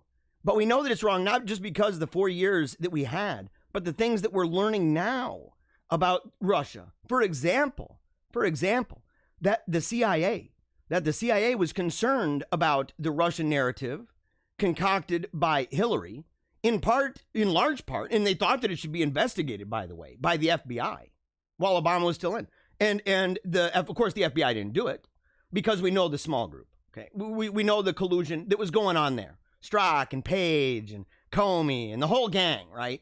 The whole gang of scumbags. So we know what that was. But the idea that the intelligence community had on this was that the entire idea of blaming Russia was in fact itself disinformation, and that Hillary and company were either playing into it as useful idiots or as willing accomplices, and that was significant enough that it needed to be investigated. As we know, of course, It was not, as we know. All right, to the comments real quickly. Let's see here. Oh, okay, well, I went way up here. So I apologize for that. Let's see here. Rapture. Okay, people talking about going back into the funny stuff, right? I'll go back a little bit away here. I'll go back a little ways, okay? Let's see here. Okay, so in Latin, right? So people were asking that my son knows how to do the Archangel Michael prayer in Latin. Yeah, he said, I didn't know Gloria was sick. Sick transit Gloria. Okay, I got you, man. Yep. That's clever, dude. That's clever, by the way. And I appreciate you being in the comments there, Clay. You're an amazing guy, and I'm sorry that your wings have been clipped, buddy. I'm sorry your wings have been clipped. Jesus Forever said, God bless you always, Jeremiah. Joe, the Rosary guy. Dude, yes, Joe, the Rosary guy. Jesus Forever, is that Joe, the Rosary guy? You know? If that is, dude, hey, I'm really grateful. And I watched yesterday, I watched part of the stream of you were drawing a picture of Jesus, right? You were making a picture of Jesus and doing the rosary at the same time. Fantastic, by the way. Fantastic. If you guys don't know who that is, you got to check him out. He's one of the great people over at Holy Faith Media Network, where you can watch this show here. Clay Coy says, public speaking is easy. Always got to speak from the heart. I teach folks every day. Write their speeches and teach them. See the horizon line, not the crowd, and just do your thing. Yeah, you know what? It's good advice. That's good advice. He says, now go and do. They don't want my voice, but I will teach others, sir. I'll tell you, we need more of that. And, you know, there's an art to public speaking, too. You know, I know some people, and this would be the only asterisk I would give, right? Because I've studied public speaking as well and taught it. I've taught people how to do it. I've done speech writing for people, of course, speech writing for myself. I've done speeches at different places, including Make-A-Wish, Michigan at the MGM Hotel. And so it was amazing over there. The MGM Grand in Detroit. It was amazing. It was for their annual Wish Ball, and that video of the speech is available. In fact, I should play it sometime. Maybe I'll do it on Monday. I'll play that speech, you know, in honor of my daughter, because, you know, things are going to come up as Christmas gets closer. And if you guys notice, I may find, you know, you may see me at times get a little bit more emotional about things. It's one of those times of the year. In fact, somebody sent me a message yesterday. In fact, Mike Phelps, he's a friend of mine, goes way back. And he sent a message and he says, I know that things can be kind of emotional for you during this different times of the year, particularly this, you know, this season when you think of your daughter and stuff. And he was just asking how I was doing. But I did a speech for Make-A-Wish. I've done speeches for many different groups. And that's why I say, if you want me to come speak at your organization, I'd love to do it. Your church, your club, doesn't matter. School. I've done it all. I've spoken even at colleges and universities. But I would say this. I would say the one thing, yes, write it out. Okay, write it out. Read it out loud, but the idea of speaking from the heart, sometimes people emphasize that, and that is good to do, but if you don't do that with writing it, okay, and you're just saying, I'm just going to speak from the heart and let it go, that can be okay, but I've seen train wrecks that way too, especially with preachers, man. That's when you get into the world of genvolation, right, where these preachers get up and they start doing that genvolation crap, where it's just a smorgasbord of stories and themes and topics from Genesis to Revelation. So they're touching on all the points, and it's 3 hours later, everybody's like, oh my gosh, and they're really, really revved up. But they talk about everything, and you're like, dude, you know, you can talk about other topics. You don't need to throw it all into everything like at this one here, because then you're not going to have anything to talk about next week. You know, you won't have anything to talk about, you know. And so you got to be careful with that. Sometimes people speak from the heart, and they end up putting all 10 toes in their mouth. But you covered the base on that. You covered the base on that, telling them to write it out, because sometimes when people write it out, they go through and they look at it and they're like, that line kind of sucks, or that's redundant, or that drags on, the tone changed, or whatever. And so you're on the money, buddy. Let's see here. Matt says he's not the only one. So many of the evil and wicked. Not entirely sure what that was in reference to. It goes back a little way. But yeah, man, there's a lot of people, man. There's a lot of people totally evil and totally wicked. It's totally true. And right now we're living in dark times. It's one of the reasons why we have fun on the show. It's one of the reasons why we emphasize having fun. And one of the reasons we emphasize singing and making music, right? Howling at the sun. It's one of the reasons why we emphasize the need to take a knee for Jesus Christ. And you need to do it. And if you haven't done it, then you need to do it today. If you have done it, but you found yourself, leaving the church, you've walked away from the faith, you haven't prayed in years, and maybe you're at a place where you're watching what happens in that world. You lived on fumes for a long time, thinking that you could maintain those things about life that you liked and civilization that you liked and not have the core and the basis and foundation, right? The environment wherein that civilization makes sense. And you thought that it would keep going, but you are seeing that it's not and that it's not able to, but you're afraid to come back. You're afraid to repent. You're afraid, thinking maybe you've done so many things, God's not going to forgive you. Number one, you are absolutely insane. God is going to forgive you. You come with a contrite heart and you take that knee for Jesus Christ. You're forgiven. Okay, you need to go to penance. You need to go, right? But you have that contrite heart. You do that act of contrition. Okay, you hit those points, those things that say, I'm truly sorry for what I have done. And I aim to make, I aim not only to avoid sin and the near occasion of those sins, but to make amends, to change my life. You do that, you're on the path, man. You're doing good. And if you're concerned about that, you have questions about that, you don't know where to go, you don't know where you may fit in, please, I'm being serious about this. I want you to reach out to me. I have people who reach out to me all the time about this. And I talk to them, right? And I tell them from my heart to theirs, I say, look, I've been where you are. I've seen the darkness. I've seen the darkness, not just out there, but in here and coming out like diarrhea of the mouth every day, the wickedness that was in my life. And I watched as it fell apart. I watched as everything was falling apart, and I cried out. I took a knee, and I'm glad I did. And now every day, it's the best place. It's the best posture for life is to be on your knee for Jesus Christ, period. End of story. So reach out to us, paleocratdiaries@gmail.com. Right here. Okay, let's see here. Barbara says, 44 minutes into your show, I finally got internet back. Hello from Wisconsin. It's 10:20 here. Have a great Friday, everybody. Yes, absolutely. Absolutely, man. Mickey's saying horse apples. Oh, yeah. Okay, that's pretty gross. Pretty gross. Let's see here. Replying to Barbara Farley, happy Friday to you. It's been a great show thus far. Welcome. We appreciate it, man. You got the locals, man. You have the local yokels, right? You have them, or yokel locals. How would you say that? You got the regulars in the diner here at Paleocrat Diaries talking to each other. And I hope you guys have fun getting to know each other, by the way. I hope you guys have fun knowing each other. Iron Crotch Kung Fu competition. Well, population control and Darwinism. I am really for the Iron Crotch Kung Fu. Whack. Oh, channeling inner Charlie Brown or Linus voice. Good. Kick each other in the Christmas ornaments. Good start for those crazy people. Oh my gosh, man. Yeah, Requiem in Pace, Mr. Farley talking about rest in peace, legend about Chris Farley. Today being the anniversary, of course, of his death. Angela McElroy, she is apparently a defector. She's a defector. Well, she's a lady. It's different. It's different for a man. It's different for a man. But she is defying what I said about cats being a man's best friend, and she's saying horses. But she qualifies it good and fine by saying, I have to say horses are a woman's best friend. Good vibes. Good vibes. I got to admit, I've only been on a horse a couple times, and it's nerve-wracking. It's not that I don't trust the horse. It's, you're up so high. And you're thinking, dang, I've seen some videos and buggers. They're powerful creatures. They're loving too, and I know people, especially Angela. I know her, very good friend, an amazing person. She's an animal whisperer. She's a horse whisperer, is what she is. But she's got a bunch of animals.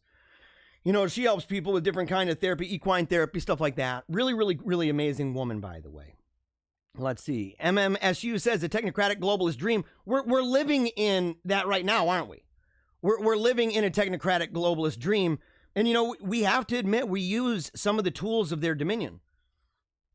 We do. We use some of the tools of their dominion. In fact, we're on it right now. We're on it right now. Maybe you guys are on social media. You're watching me. I don't know where you're watching the show, but you're watching the show. And so we're using it.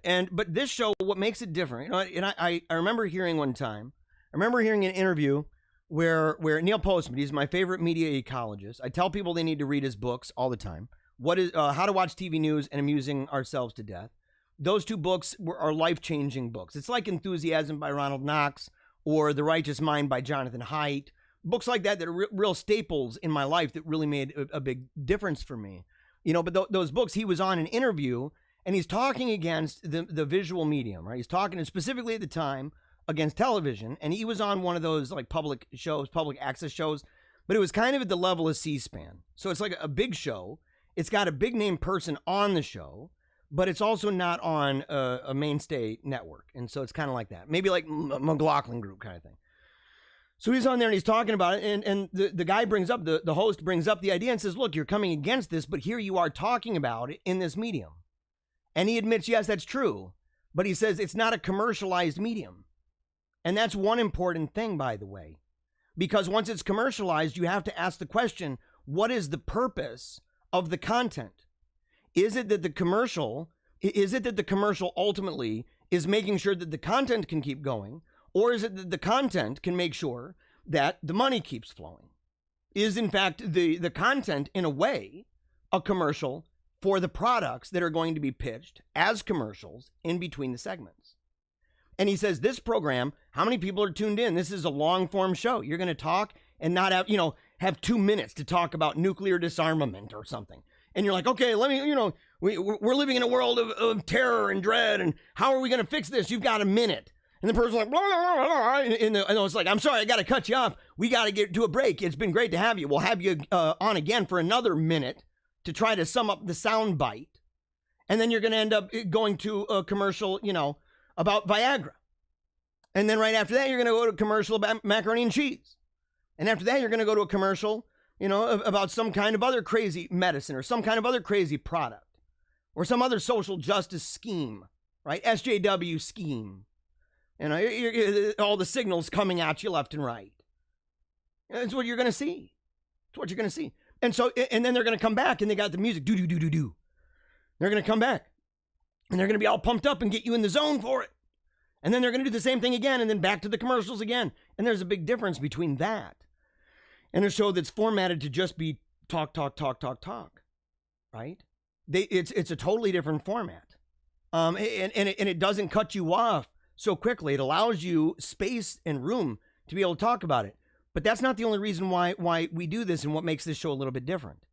More than that, I mean, look at, for example, I'm talking about this topic longer than most guests being on mainstream shows, on mainstream networks, are able to talk about similar topics or ones that are even more urgent than this. And there's no limit. I could go on. I could do this for a half an hour if I wanted to. I could break out the book. In fact, I could do it right now. I could break out this book and I could open it up and tell you what the chapters are called. I could tell you about the different things. Like I said, I wanted to do a video about the way that television, and I would go further and say that the lens, that this medium that we're doing here, how it's affected even religion. And I plan on doing it. In fact, we can do that on Monday. I gotta put together Monday's show over the weekend. We'll go ahead and do that and make it a really good one. Dedicate some decent time to it. Because when we're talking about reforming society, we're talking about, at the core of that, we're talking about taking a knee for Jesus Christ. We're talking about prayer. We're talking about church and the sacraments. We're talking about scripture and tradition. We're talking about applying it to our personal life, to our families, to our interactions, schools, businesses, politics, economics, every aspect of our world and life view, allowing those principles to permeate the entirety of it. And that includes this. But the other reason why this is a little different is because you sit there and you say, okay, what do you do?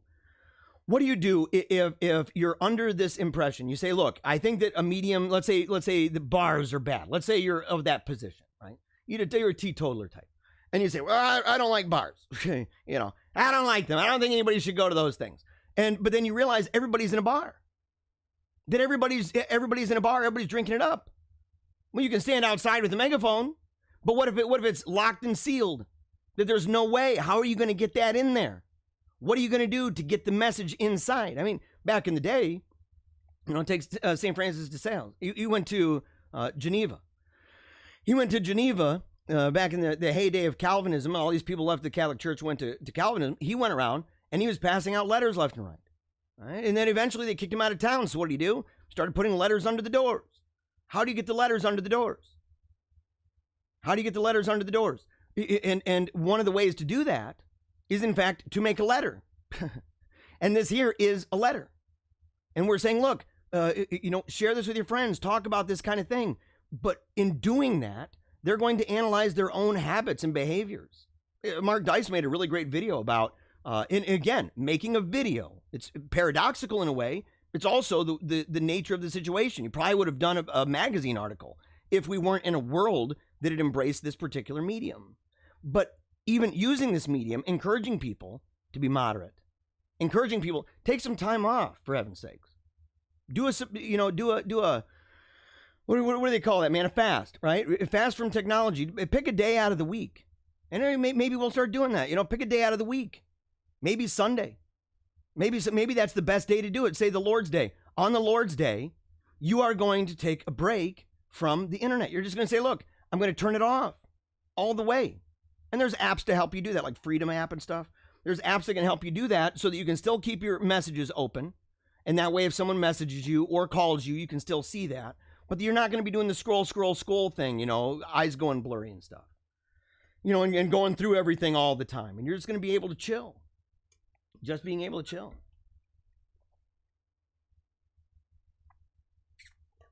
Let's see here. All right. Look at my plumes. I need to try that pickup line. Okay, yeah, talking about when people are dating and they're trying to hook up and stuff. And they're like, hey, look, they're trying to find a mate. They're trying to court somebody, get to know. And they're gonna go ahead and they're gonna do the plume thing. Homeboy here, I happen to know. So I know that his plumes, he's got some muscles, man. That dude's stacked, by the way. He's totally stacked.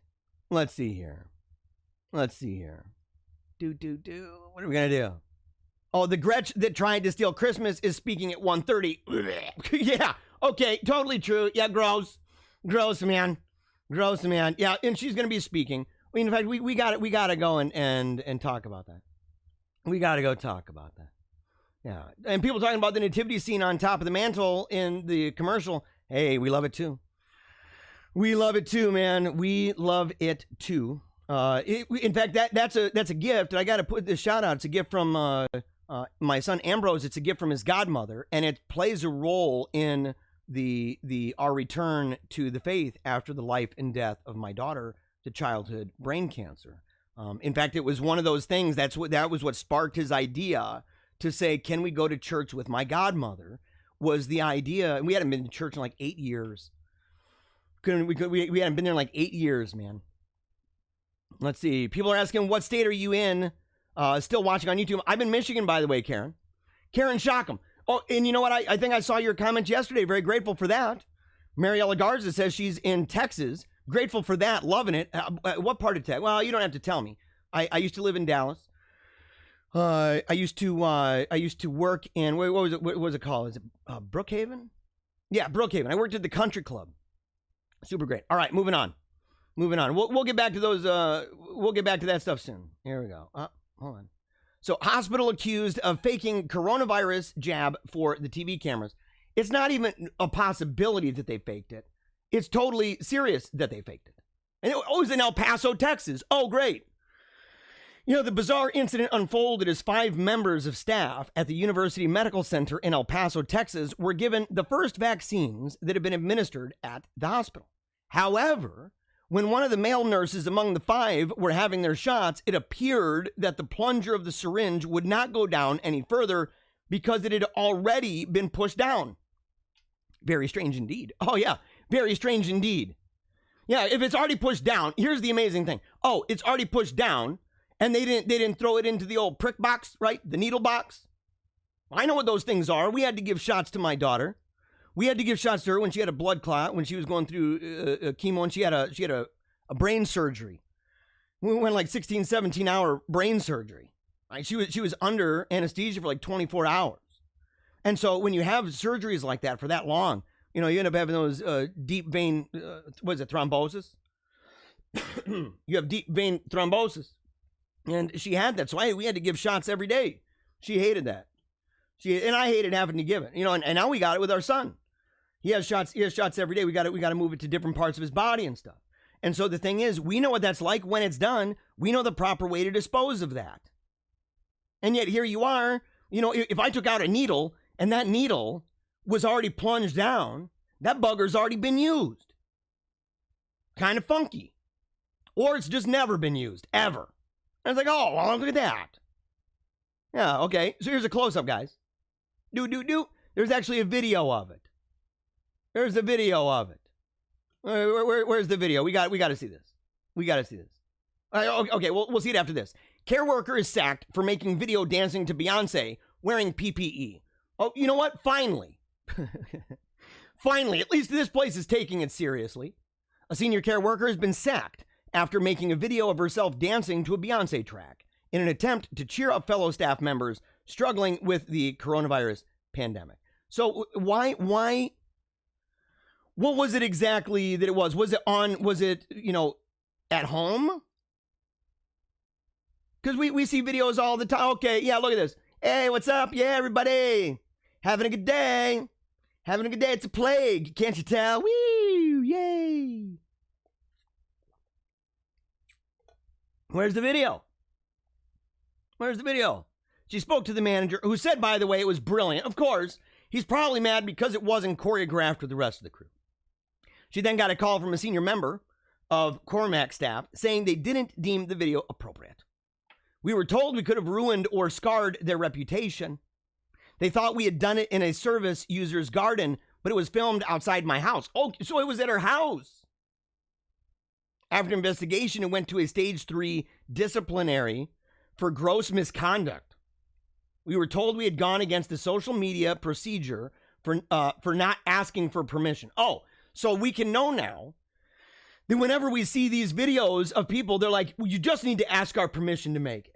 Now, maybe that'd be good because, you got a lot of these people making unauthorized TikTok videos and they're out there TikToking it up, putting it to music. We saw it recently. We saw it recently again, the reemergence of the TikTok videos during the, pandemic, during the plague, because that's what people do. We have historical precedent for that. Yeah, we have historical precedent. People for a long time, they've been sitting there doing choreographed moves every single day. They're like, oh, I'm dealing with all the lepers. Check it out. Watch me do the booty jig. TikToking it up. No. No.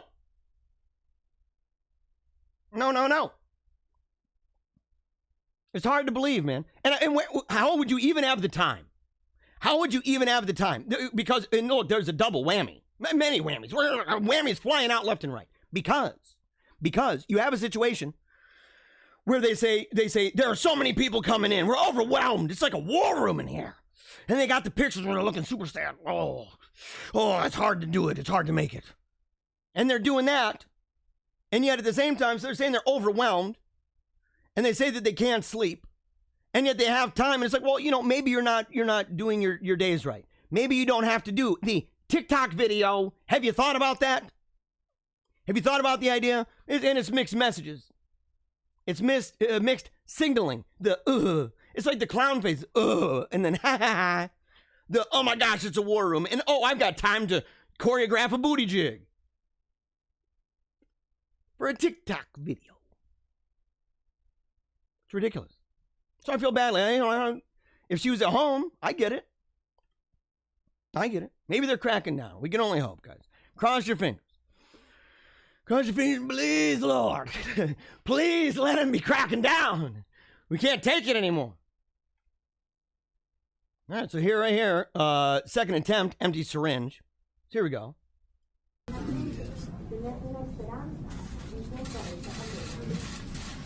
Okay, so he pokes it in. Oh, and did you see he's like moving the finger around like gonna pull it up? Really? You're gonna pull it up? Push it in, pull it back up. Oh, it's got some air bubbles. Push it back in. That's a magic trick, by the way. That's a magic trick. That's moving the finger around a lot. Looking good for the camera, guys. Here's the problem. We can look at it in a close-up. It's kind of like one of the people, politicians over in the UK, right? He's one of the coronavirus cult people, and he's over there. And he's trying to show people, hey, everybody, you should get the vaccine. I did. So he's over there. He's got his mask on. The nurse has their mask on. They take the picture. It may have been a video. And people took screenshots, zoomed in, and lo and behold, the cap is still on. The cap is still on. There is no needle going in. You can see it plain as day. Be like, dude, these people are stupid. They don't, it's one of those things. And you gotta wonder. You gotta wonder. Before we had the ability to take pictures like that and zoom in like that, it's technology is a bust and a boon. It's a blessing and a curse. And one of the blessings about it is that we are able to witness things like this, zoom in on it, pause it, and we're not like, well, I saw him take the vaccine. Because if we were just left with the eye and people were in the room, eyewitness testimony, the eyewitness testimony would be that guy right here took the shot. It's what it would be. In fact, our eyes needed another testimony that was able to stop and to zoom.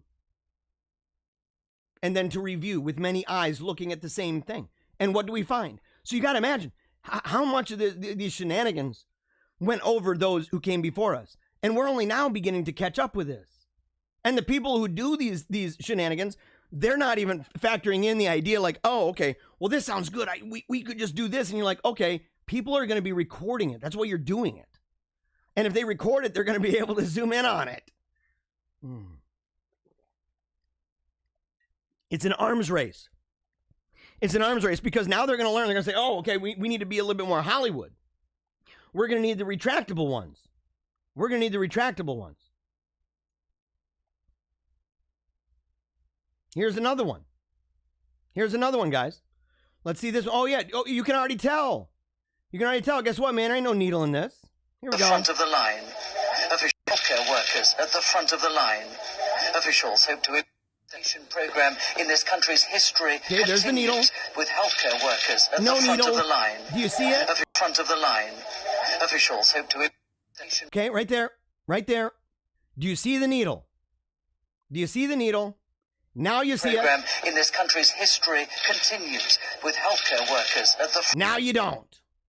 Now you don't.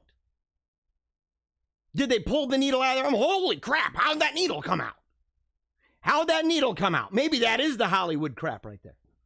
And they're like, it's retractable, but, it went in and it got stuck. It's stuck inside. This is a phony baloney. There's no needle now. Oh, but believe it, guys. Oh, did you see all the people that were taking the vaccine? Oh, yeah. They did a really great job. Here's another person.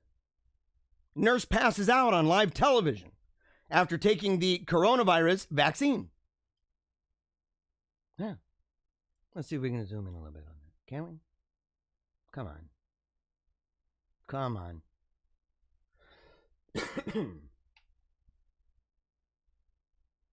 Let's see here.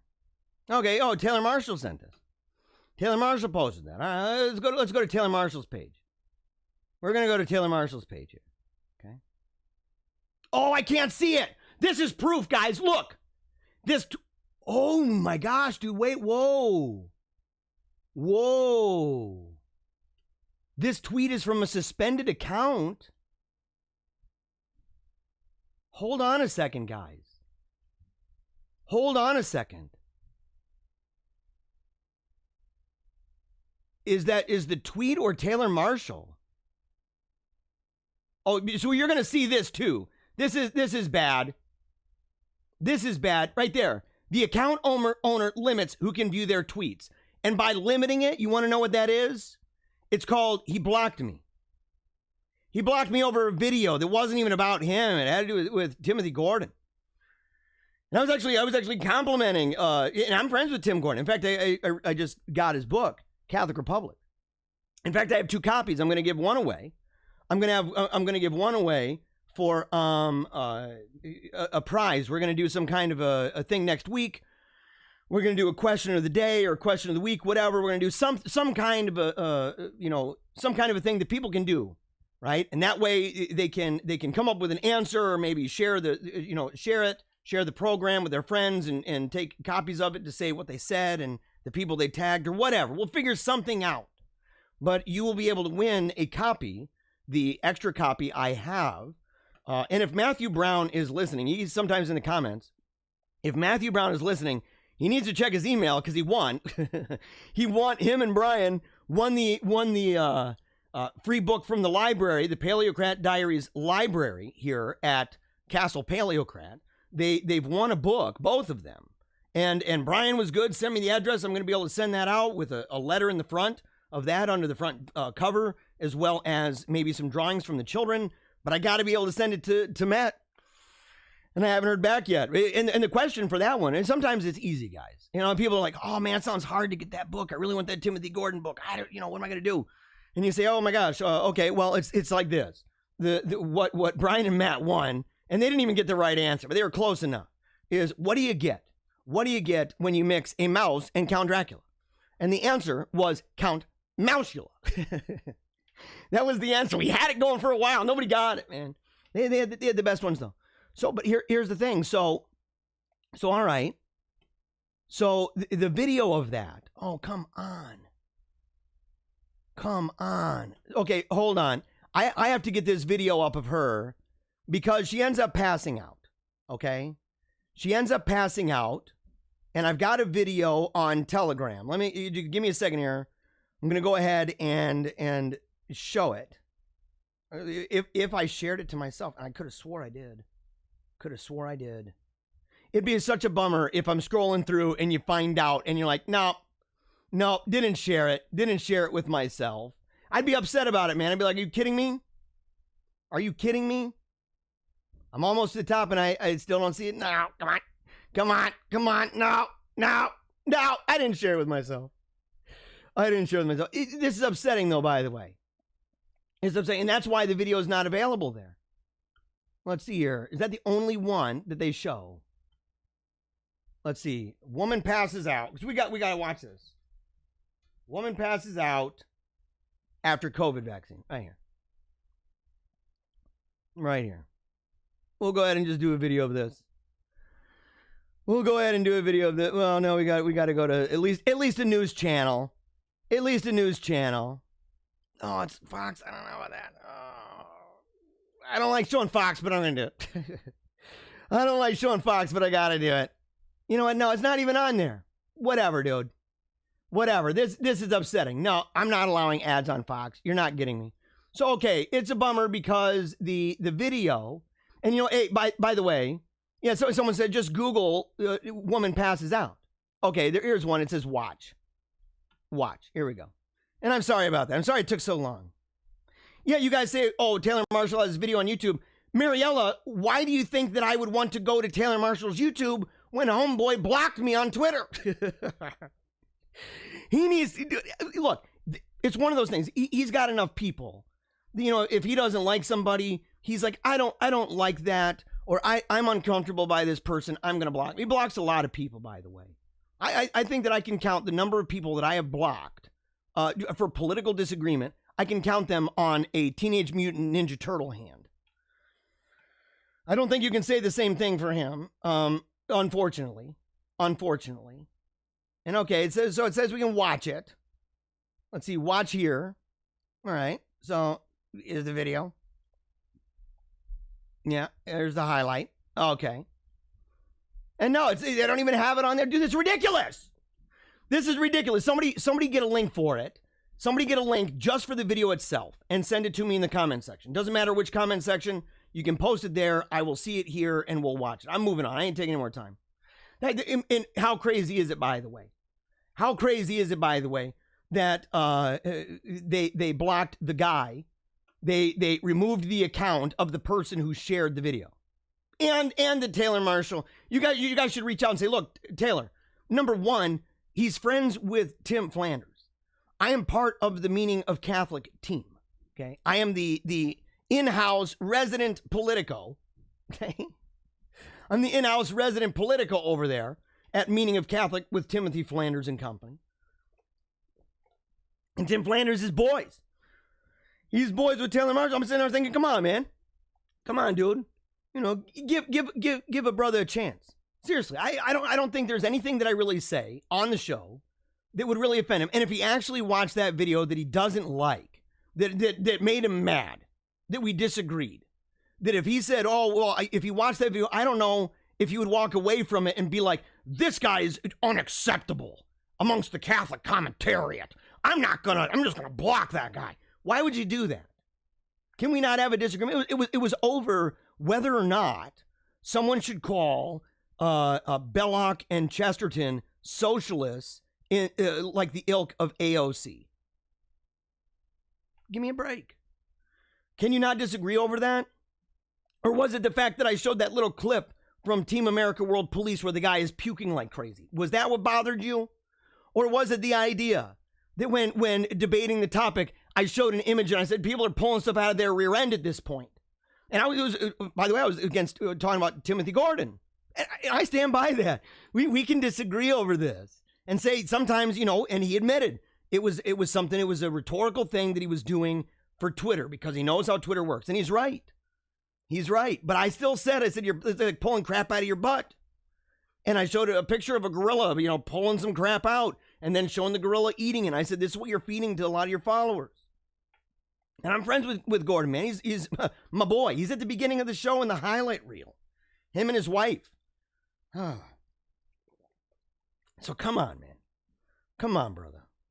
You got to get over that. Governor Whitmer invites Santa Claus to teach kids about lockdowns. Okay, guys, this is like hoax upon hoax. And I'm not critical of people that are, talking about Santa. We don't do that with, our kids. But we also tell them, don't make life, crazy for other kids. And don't go doing that. But at the same time, I have a reason why I don't play that game, okay? I have a reason why I don't do it. And part of it's because we really work our tails off for gifts. So and not even gifts, but we don't even like to emphasize that. We don't like to emphasize that. Because to us, it's not as much a holiday as a feast. And I'm making a distinction. People can say, you're splitting the hairs on a bald man. No, I'm not. No, I'm not. And so, but if you do that, to then use that like they are, and they're all playing the game that they're like, look, we need to make it really scary. We need to make it so scary. And we're going to make commercials. And the commercials are going to see Santa. And he's all hooked up to a tube, intubated with COVID. And he's dying. And Christmas is done. Because he's dead. Probably one of the elves at the bar. Or maybe he went like the governor of California. Maybe he went to a French cuisine. Or maybe, like the mayor in Chicago, maybe Santa Claus went to go get his hair trimmed. Because he's the face of the North Pole. Maybe. Either which way. Maybe he's like, oh, yeah, man. What's the lesson you've learned, Santa? I shouldn't be going to everybody's house. And if I do, I should be wearing a mask and using a lot of lotion. Give me a break, dude. Michigan Governor Gretchen Whitmer invited Santa Claus to lecture the kids about how his so-called elves are wearing masks at the North Pole. She opened with a message to the kids, saying how she knows someone who's been really following the rules, making sure how to be safe. Some kids asked Santa Claus if he has to wear a mask and if there is coronavirus in the North Pole. The Santa Claus told the kids how he wears a mask in his workshop, and everyone has been testing negative near him. See, this is how we know it's fake news. Because they're in the North Pole, and there's no elves and no Santa Claus, not yet, that's actually gone anywhere else in the world that has the Rona. And nobody from anywhere else in the world that has Rona has gone to the North Pole. Fact. Fact, man. At least not his house. We know that there are naval boats and stuff that make their way over there. We know that. Oh, click below to watch. And again, it's one of those you can't see it. Click below to watch. Come on. There we go. Okay, so we're gonna watch this. There we go. I'll pop it up on YouTube.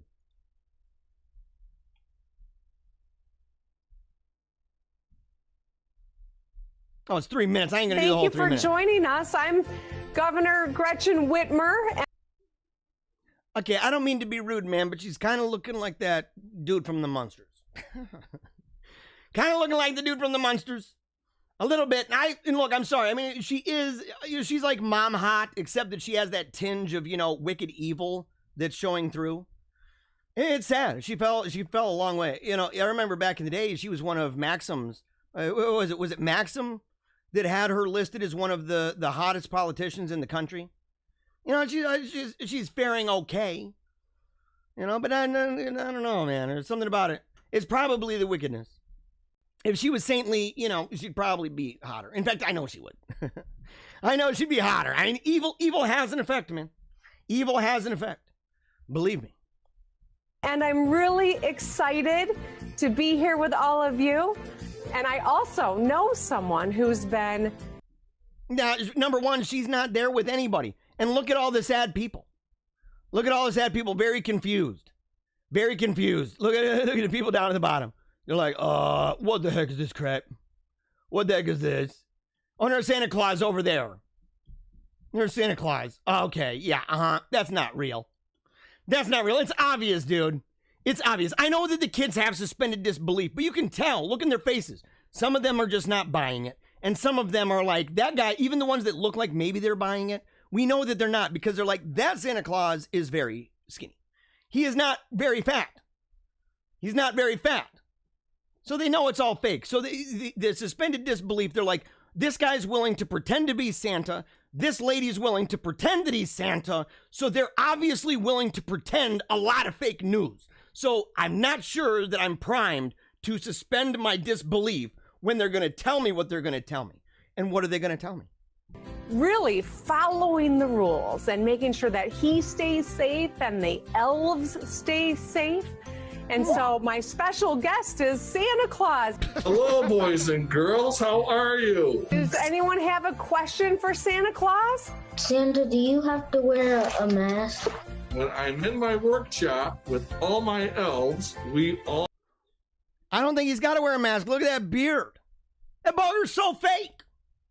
That's the worst beard I've ever seen. Well, no. I've seen worse.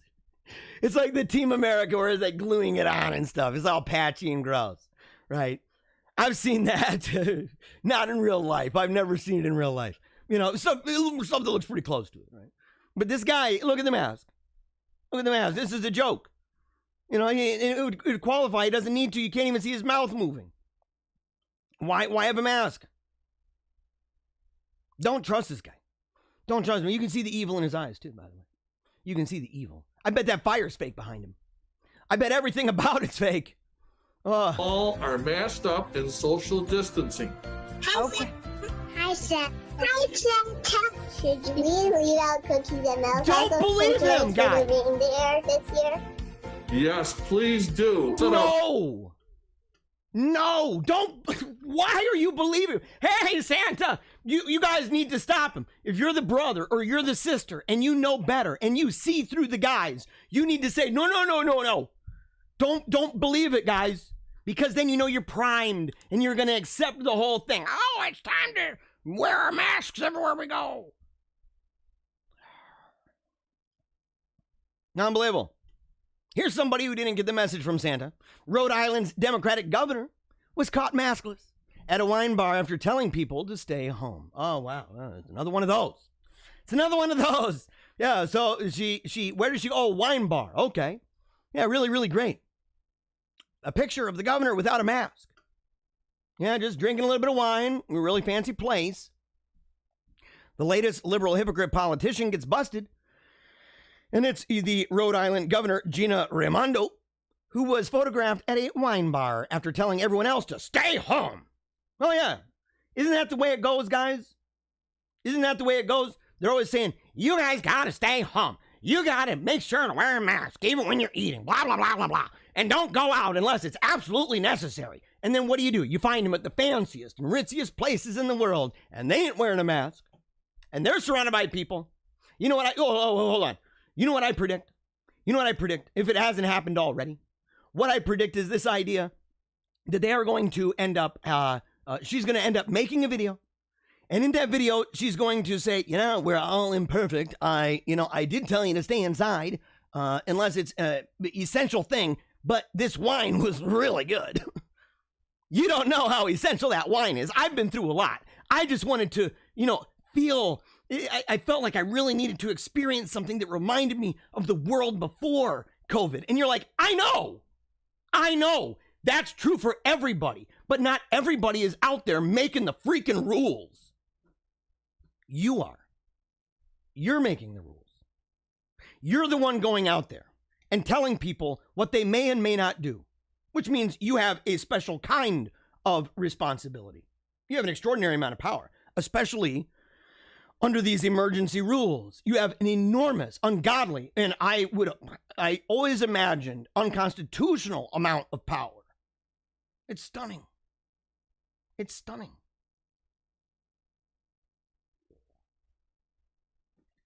By the way, we need to form long-term solutions to this. We need to stop being reactionary to it. With people that we support going into office, they are going to need to have a plan on how to gut these powers, how to gut them.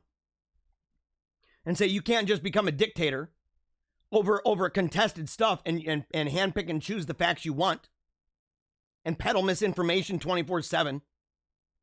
You can't do that. You can't ruin an economy. You can't go around and tell people by law you're not allowed. You'll be penalized. You're going to get tons of fines, maybe even go to jail if you stay open, but you still got to pay rent. You still got to pay rent. You still got to pay off those loans. And if you don't, we're really sorry. You might lose your home. It deserves much more than the middle finger, believe me. Maybe a 5-finger death punch. 4 days before her wine excursion to a wine and paint event at Barnaby's public house in Providence, she told her constituents in a tweet to, quote, stay home except for essential activities. Oh, okay. So, yeah. So right before this, stay home unless it's essential. And then she's going to a wine and paint event. It's week 2 for our pause. I know it's been hard. But what I want to thank every Rhode Islander who's following our guidance, please stay home except for essential activities and wear a mask anytime you're with people you don't live with. Together, we can turn our case numbers around. Under your logic, that would be possible, except you're basically a super spreader. According to your logic, by the way. According to your logic. I don't subscribe to it. I don't subscribe to this. And yet, again and again and again, we are going to see this over and over. We already have. Because, and it's just another example of the idea that we live in a world where there are rules for thee but not for me type thing with these politicians. It applies to us. Oh, but we ensured she only took her mask off to drink her wine. Oh. Okay, you have video of that, by the way? Number 1, I don't believe that crap.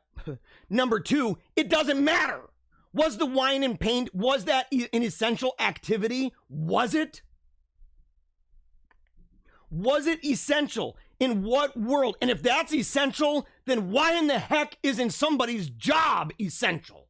If you can say that your wine and paint event is essential, what wouldn't be? You tell me, by law, what wouldn't be? And why couldn't we bring it up? Why couldn't we say, I'm going to open my freaking business. I'm going to open up our church. I'm going to open up all the things, the parks and the schools. We're opening them up. And if you dare to come after us, we're going to show you this and say, you need to arrest her, you scumbag. You need to arrest her. You tell me in what world that person shouldn't be arrested and that person shouldn't be fined and that place shouldn't be fined if I am. In what world? You tell me. And I'd play that video every single day over and over and over and over again if they dared to come at me.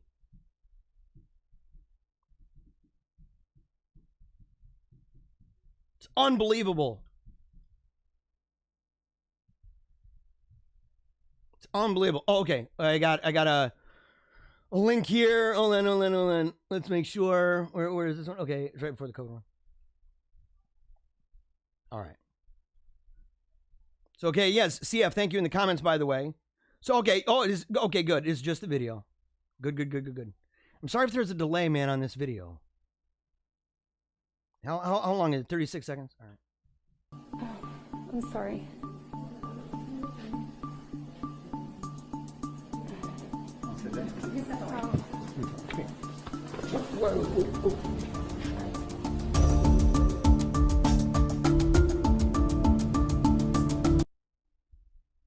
Yes. So there's the lady that passed out. There's oh man, okay, maybe we'll show it one more time because I didn't have it lined up on the screen. I apologize for that. We're gonna go ahead and put it back up. I apologize.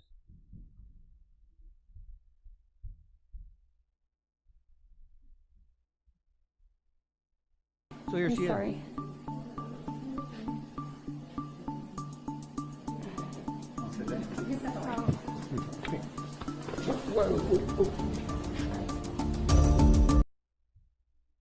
So yes. And there it is, guys. So what do we see? Over and over and over and over again, we've got a needle that disappears, totally fake. We've got a needle that was completely empty, totally fake. We've got a situation where a guy, they still have the cap on, totally fake. We've got a situation where a person's passing out. We got a situation where people's faces are down. We've got doctors saying that it might, in fact, if you're wanting to have some kids in the next couple of years, maybe it shouldn't be taken. And yet at the same time, we have the globalist powers that be, these masters of the universe, that are telling us that we may not be able to keep our job. We may not be able to go to school, which, you know, in some of those situations, we should consider it a godsend, maybe. We should consider it a godsend, but we need to come together to say, okay, what do we do when there's a mass exodus from these schools? It's already started. It's already started. In Michigan alone, 90% of the Christian schools, 90% of them stayed open for in-person education. Some of them have had to go to court. Some of them have been shut down. Threatened, pressured, stood their ground. But we need to come together. We can't just say, oh, well, that's really good for them. That's inspiring. It is inspiring. But you can't have them shut down. You can't have them shut down, especially now when they're saying, like, oh, well, we're going to have these little, what are they, passports? Little vaccine passports. You might not be able to get in a plane. You might not be able to get on a train. You might not be able to keep your job. You might not be able to have your kids go to school. What's going to happen if you don't want to vaccinate your kids? Are they going to come for them, by the way? Are they? Are they going to come for them? Are they going to come for the kids? And what are you going to do? What are you going to do? I got a picture for this. Hold on. Let me get through here. I think it's this one. There we go. This is where we are. This is where we are. And it sucks, man. Huh. Censoring me? Don't you know that's totalitarian? True. True. Next frame. Huh. Chemically castrating kids? Don't you know that's insane? True. Again. Huh. Hating me for my skin color? Don't you know that's hypocritical? Then the last one. Huh. Murdering me and my family? Don't you know that's immoral? Don't you know that this right here is not only true? You can watch this happen, and every frame is correct. But in the end, guess what? Boom, bang, you're dead. Boom, bang, you're dead. Shot to the head. Gone. And is the last thing you're going to say, well, that's immoral. We see this all the time, each one of those arguments in and of themselves. But if there's no plan, all we are just sitting there on the sideline. We're like the people that might be rightly calling the play that the ref missed. And we're like, well, that was a blocking foul. That was clipping. Didn't you see that, you dumb idiot? You're blind, ref. La, la, la, la. What's the game plan? What's the game plan? What's the game plan when they come to the homes? And if you think that's not real, you're not watching what's happening in other countries, man. There's a video. I wish I had it up, man. There's a video where they're taking this saw, man, and there's sparks flying everywhere. They're cutting through doors to get into people's businesses because, well, they had a party. They had a party. Or down in Australia, and a lot of these are the Five Eyes groups, man. These are people that we are connected with for security purposes, for intelligence purposes, allies. You look at what's happening in those countries. And you couple that with the idea not only of the Great Reset, but the idea that so many in the United States have capitulated to the idea that we don't have a law tradition that's supposed to be within ourselves, but we need to say, well, we're seeing other countries doing it, so we should do it too. That's the globalist mindset. It's the globalist mindset. And they're saying, well, there's precedent for it. And you're like, what's the precedent? Well, Australia. What? Well, the UK. What? So you see them doing this. You see them going into people's homes, walking by, going door to door to door. Not only with somebody with the old, the old shot or the old tester putting it up to your forehead, bang, bang, but also an armed police officer. Oh, wow, that's comforting. That's comforting. So you're here with to enforce this? Yes, sir, we are. Oh, we really understand. What are we going to do for the businesses? Instead of just sharing what the businesses are doing and how there are businesses that are standing up and making good arguments, like the one that was saying, why are you here to shut me down?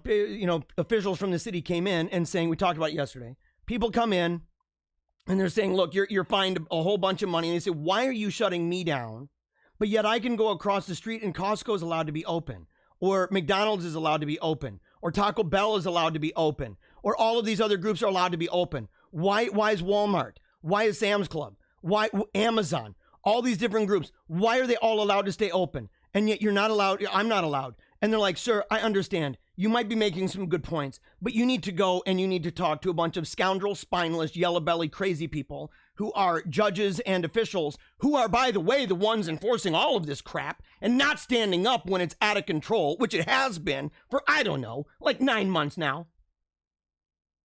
9 months now. And you need to go and you need to make an argument to them. So they shuffle us off into that system.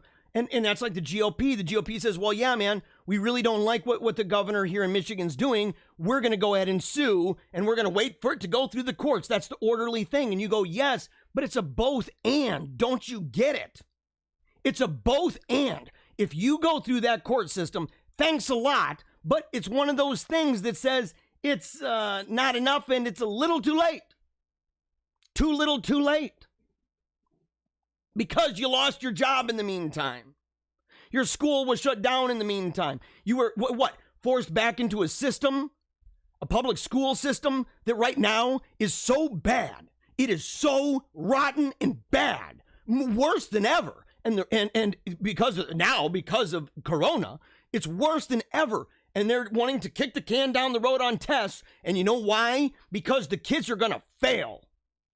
They are going to fail. These kids have lost over a year of their lives. They've lost a year. They lost the final half of the year last year. Any of the summer schooling that they would have to take if they did so poorly, and the fall. It's wicked bad.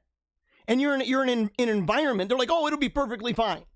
It'll be perfectly fine that the kids are in these weird little pens surrounded by glass all over. It's perfectly fine. It's normal. As if you can take kids and put them in any situation and in any setting, and it's all going to turn out the same. That's the most unscientific crap I've ever heard.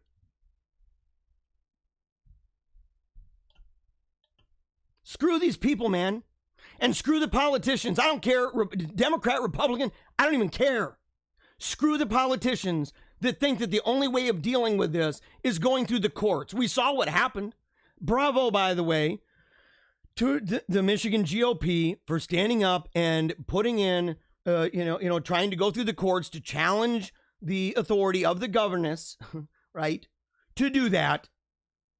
But I predicted and I warned, I said it's going to take a long time. In the meantime, all these places are going to be without any kind of money. And if the GOP wants to think that the blood isn't still on their hands, they're going to pull a Pontius Pilate. and say, the blood ain't on my hands. It is a little itsy weetsies. What have you guys done? What have you done to bring together? And, you know, one of these politicians asked me, you know, she said, well, what would you do? I would form vast networks. I would call together people in high profile meetings. Oh, number one, I would stop doing everything all the time by Zoom. That's the first thing. I'd stop doing that.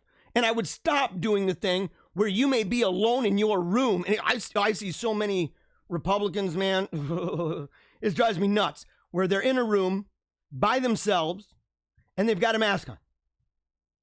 And all they're doing is signaling. I'm trying to be a good example. Why don't you have your hands folded up in prayer then? What's going on? You're here for a meeting, man. As long as you ain't wearing nipple clamps, I'm okay with almost anything you're doing. But the mask? The mask? Give me a break, dude. But what do we got to do? We got to do something. I would network these churches. I would network these groups. I'd get every high profiler together and say, we need to come together and we need to pool resources. And you know what? A lot of it is putting your money where your mouth is, because a lot of these people on the conservative and traditional side of things are the same ones who don't like the idea that the government is going to be taking care of everything. And they don't like the idea that you're like, well, you know, government bailouts. I get it. There are certain circumstances where, look, I would be in the exact same place, for example, as AOC on this, that if by law you're not allowed to open up your business, and if you are by law required to pay your rent, if you're required to pay off loans, but you are not allowed to make money unless you go and apply as a greeter or some cog over in the machine at Amazon, that we need somebody or some organization. And if the churches and those private sector groups that are there right now that still are able to go, if they're not rising up, and if private citizens aren't rising up and saying, look, if we can't go and do a business out there, what can we do inside? What can we do in any way at all? Even if it's not money, even if it's going back to more traditional means of sharing supplies. You say, okay, I don't promote, for example, I don't promote the idea that what the church did in Jerusalem in the book of Acts, where they had all things in common. I do not subscribe to that as something that is a standard operating procedure, okay, for the mode of operation for the church at all times and in all places. It was a unique situation. They show up and they're there for Pentecost. Thousands of people convert. They're all in town. They'd been on a pilgrimage. And you have thousands of people who see this marvelous thing, people speaking in their own native languages, talking about the glory of God. And they see it. And they can all hear and understand it. But they were all brand new. They had not been taught. They had not been baptized. They had not done any of the sacraments. They didn't know, like, well, what do we do next? So they stuck around. They stuck around. And when they stuck around for that period of time, which would have been an extraordinary situation where they wouldn't have the ordinary means to go and be back at their shop, to be back in their home, to be back where their clothes are, or anything like that, any of their goods. And so they would be at this place. And it was something, it wasn't wasn't their intention, but they found themselves there. And in that place, the church got together and said, look, you need to start bringing your stuff to the feet of the church, because right now, everybody in the church, everybody is in this unique place. And I say, we have to do something similar. We have to at least see that as a mechanism that was used by the apostles, that's given as precedent in the Bible, to say, if we are in a place where the wielder of the sword, the state, says, you're not allowed to go to work, you're not allowed to make money, but you still have to somehow provide for this and that. We need to come together. We need to come together. And we need to be honest with the church, and we need to be honest with ourselves about what we're doing. There's a sense of urgency with this. In fact, some people went and they owned properties, right? Husband and wife. God smote them dead, man. They were done. They were done. Now, those people would have been the money people. They made money. They owned things. They didn't want to give it. They didn't want to provide that. Now, and this is tough because how many people would even provide their church to do this? How many churches have given up on that, by the way? How many churches, how many churches are just as Looney Tunes as anybody else? It's one of the reasons why my dad is so depressed. He's depressed. He's saying, you have situations where these churches, they're in the same place. Oh, no more choir, no more singing. Weird rules too. That if you sit down in a pew and you can't be near anybody, but if you sit down in a pew, you can take the mask off. If you stand up, you got to put the mask on. And you're not allowed to give signs of peace. You can't, no shaking, no hugs, no nothing like that. Don't be near anybody. And if you ain't wearing a mask, you got the weirdos coming up, the Kens and the Karens, who are going to come up and tap you on the shoulder. And instead of saying, it's really great to see you here today, they're going to say, you should put on your mask. So what do we do? What do we do in this situation? Who do we go to trust? This is why we need, what are they? Fish bowls, man? What are they? Where you come together and you have these ideas and you crack them out and you say, look, man, this is a situation where because we have not done this in 9 months, because we have waited on the chariots and the horsemen to save us, and because of our unwillingness to go back and look at precedent from the Bible, like the people like the ladies, by the way, like the ladies in the day and age of Little House on the Prairie when the storm came in. That's another example. Storm comes in, clobbers the farm, all of the grain, all of the corn, everything's just completely toast. And the men are in despair, and the women come together and they say, well, wait a second. Caroline's like, wait a second. What about the Book of Ruth? What about the threshing floor? Now that was an old model, by the way. Technology had changed by that point. There were things that had technologically had evolved, and the idea was, well, we've moved on. We have a development of a medium, a development of a technology. But if the technology that is developed over time, if that technology can't deal with the situation as we found ourselves in, is there a technology in that line that would suffice? And the answer was yes. And it wasn't as good as if there was no storm, but they were able to salvage what they could. Did it take work? It took more work than it did when they were using the newer technology. It took more work. It was laborious. They fell back on ancient wisdom, and it got them through. And because we haven't done that, we are looking down the barrel of a new year that will start off with tens of millions of Americans across this country who, for no fault of their own, it's not because of disability or drug addiction or anything else, for no thought and fault of their own, they're going to find themselves around a barrel with fire in it. They're going to find themselves in little tent cities. You are going to see surges of homes that are boarded up, tons of homes that used to have people and families inside of them, and they are not going to be able to stay. 9 months.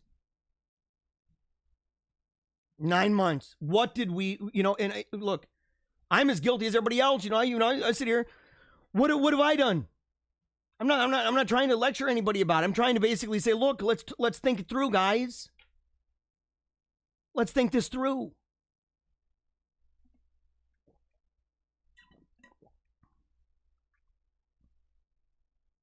We have to do better. We have to do better. I'm sorry for being on this COVID kick for so long, but guys, this is a big deal to me. We could talk about a lot of things. We could talk about the election. We could talk about, whatever. In fact, what is the topic for this show? What's the topic? Hold on. I think because I'm at least going to have to talk about the topic. Oh, end timer backpedals. Okay, yeah, Doomsday. Well, okay, we'll talk about this too. We talked about it earlier on in the show. But we could talk about it a little bit more in the context of this. Illegitimate government and control mechanisms require the elimination of communication. Fight It by Sundance over at the Conservative Treehouse. Says it's not coincidental that bars and taverns have been targeted for closure and control under the auspices of 2020's COVID-19 fear and mitigation. It's not coincidental that churches and fellowship gatherings have been targeted for closure and control. Okay, both of these assembly points have gathering places have a deep history within the American rebellion. In fact, they talk about the Sons of Liberty and how they plotted their rebellion in the public houses of Boston, such as the Green Dragon Tavern, began in 1712. You had people like Paul Revere and Dr. Joseph Warren. They purchased the tavern in 1764, and they used it as their headquarters. In the fall of 1774, Revere, Warren, Samuel Adams, John Hancock, and other members of the Sons of Liberty met in secret at the taverns to exchange intelligence gathered on the movement of British soldiers in and around Boston. By some accounts, the plot for the Boston Tea Party was also hatched inside. In fact, so pivotal were the secret meetings inside the Green Dragon Tavern that statesman Daniel Webster called it the headquarters of the revolution. Fast forward 250 years later, and the modern rebellion against leftist authoritarianism is now facing an identical issue. Individual members of the Rebel Alliance are having to use covert methods just to meet and discuss issues, grievances, and concerns about liberty. And one reason why is because the so-called public space that we know is not public space anymore. We know it. How long has that been? Social media, Facebook, Twitter. Doesn't matter. You start publishing stuff that we're talking about. Next thing you know, you're gone. I've told you guys, if you love this show, you want to stick around, you want to follow the show, you need to subscribe at my.com, because the truth is, there's going to be a day, there'll be a day where YouTube and other places are like, look, man, this guy's talking about some spicy junk. He's collaborating and colluding with people who are people seeking liberty and freedom, who want truth, who want justice. We can't have that. They'll drop me like it's hot. And when they do, you got to be able to stick with us. That's why you should subscribe to the different, if you go to my YouTube channel, Paleocrat, or you go to Holy Faith Media, you go to that, you'll see the other channels are listed. There's a whole bunch of like 5 different channels. Some of them have a lot of subscribers. Some of them don't. But if one of those channels is gone, we've got others. And if that whole platform is gone, we've got others. And if those platforms are gone, we've got others. And at the end of the day, even if all of that is gone, we've got pens and we've got paper. We've got a printing press. We can go back and say, look, you know, I've talked about even doing zines and stuff and saying, remember those? Who's old enough to really remember how zines worked? I used to love them buggers, man. People pass them around all the time. You could find them in different places. They were artistic. And they were powerful, easy ways to get very succinct ideas out. Modern social media communication has been intentionally throttled. We've seen this recent in the actions by Google and YouTube. Any challenge to the command and control authority will not be permitted. Any voices who raise questions about the legitimacy of the government will be silenced. The effort to block communications is happening in real places, bars and taverns, and in the digital space, the internet. Churches, man. Churches. You got to add it. You got to add it. You got to say, look, bars, churches, they're shutting them down. They're telling them you can't go. If you go, we're going to cut off your water. If you go, we're going to turn off the electricity. And I say, I've got clothes. I can bundle warm. Bring it on, son. Bring it on, son. You will not stop us. If we've got to meet out in a field, doesn't matter. Bundle up, kiddos. Bundle up, kiddos, because otherwise we get what we deserve. And look, if people aren't sitting there saying, look, we need to at least come together, asking the question, saying, who are the people that should come together, and what kind of pressure should we put? And this is just true. In a situation like this, the apostles did it for a certain duration.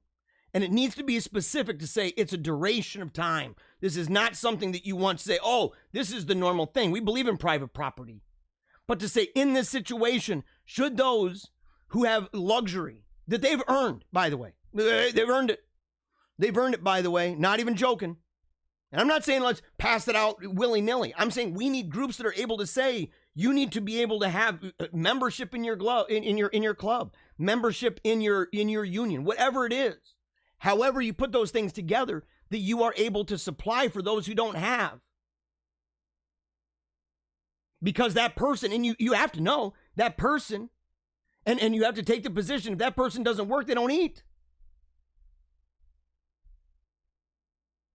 Not just passing stuff out. That's not passing stuff out and saying, oh, indiscriminately. Oh, you're asking for money. Well, we're spreading out the wealth. It's okay to use a kind of discernment here. You must, in fact. There must be expectations. But without that, man, your person sitting next to you in your church, that person, for no fault of their own, for nothing that is theirs, and it's not even one of those like act of God things, like, oh, well, it's an act of God thing. It's, lightning struck and burned down my building. No. This is a decision that was made by politicians. They could have made a different one. There's no reason why they had to do this. But they chose to. And because of that, people are going to be homeless. People are going to commit suicide, by the way. People you know. You may go to a restaurant in January or February. You may go to one of your favorite restaurants and go, oh man, let's go see if they have takeout over there. And it might be closed. And you look it up and that person may have committed suicide, found hanging at home. We have to have something, guys. And you may, look, if you disagree with my idea, come up with something better. If you don't like the idea, if you say, well, we don't need to do what the apostles did, here was the reason for that, or here's the problems that, look, I'm open, constructive criticism. But if you say, well, I don't think that's a good idea, and I say, well, what's your idea? And you go, nothing. Then I'll say, screw you, I'm going to continue marching on. Screw you, you're just part of the problem. You're another crack on the sidewalk. You want to trip me up? That's fine. I got a place to walk.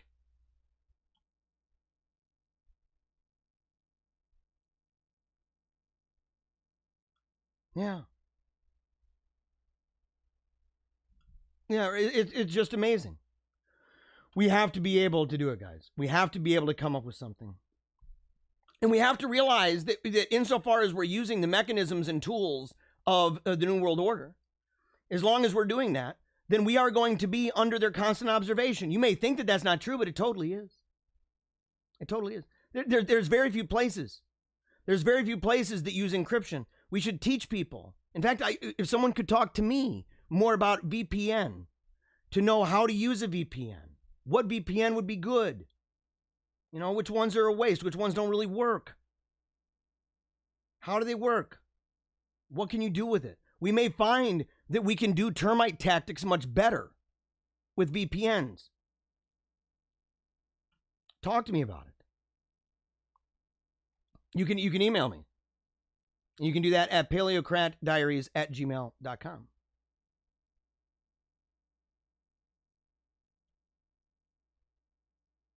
And let's see here. Okay. Because this is the world we're living in, where people can go up and people can testify. People can testify in high positions. They can testify and they can lie. But at the end of the day, what are you going to do? You got to do something. Even if you can't do anything particularly about that, you got to do something. And we have to begin working hard. This is not just a show where we complain. We have to be people who are constructive, putting ideas together, putting plans together. When they put them in service, a commonly used argument, they are never connected to internet. No voting machines are connected to the internet. Not connected to the internet. Not connected to the internet, and therefore cannot be attacked. Oh, it wants to go to internet. That's very nice. When they put them in service, a commonly... No, that's very nice. And again, you saw the typical people The typical people. Okay, and in fact, I'm going to share this here. That talks about. This is 2 minutes and 15 seconds. Okay. 2 minutes and 15 seconds right here. Wonder why Texas case was dropped? Here's why. This is on C-SPAN. Okay. This is on C-SPAN. And by the way, Kyle says, let me add a bit more context about what I meant by here's why. Roberts obviously was rationalizing his predisposition not to take the politically controversial Texas case. This report is a plausible puzzle piece that fits that obvious explanation. So you want to know, here's why the Texas case was dropped. Here we go. In fact, well, let me go over to the circle here. I'm going to step out for a second, give my voice a break. We'll come back. We've only got about another 10 minutes left in the show. Really grateful for you. We'll go back. When we get back, I'll go to maybe a couple more pictures or something like that, and then we're going to go to the comments and close up shop. So thank you again for watching us here on Friday, December 18th, and our edition of Paleocrat Diaries. Here you go.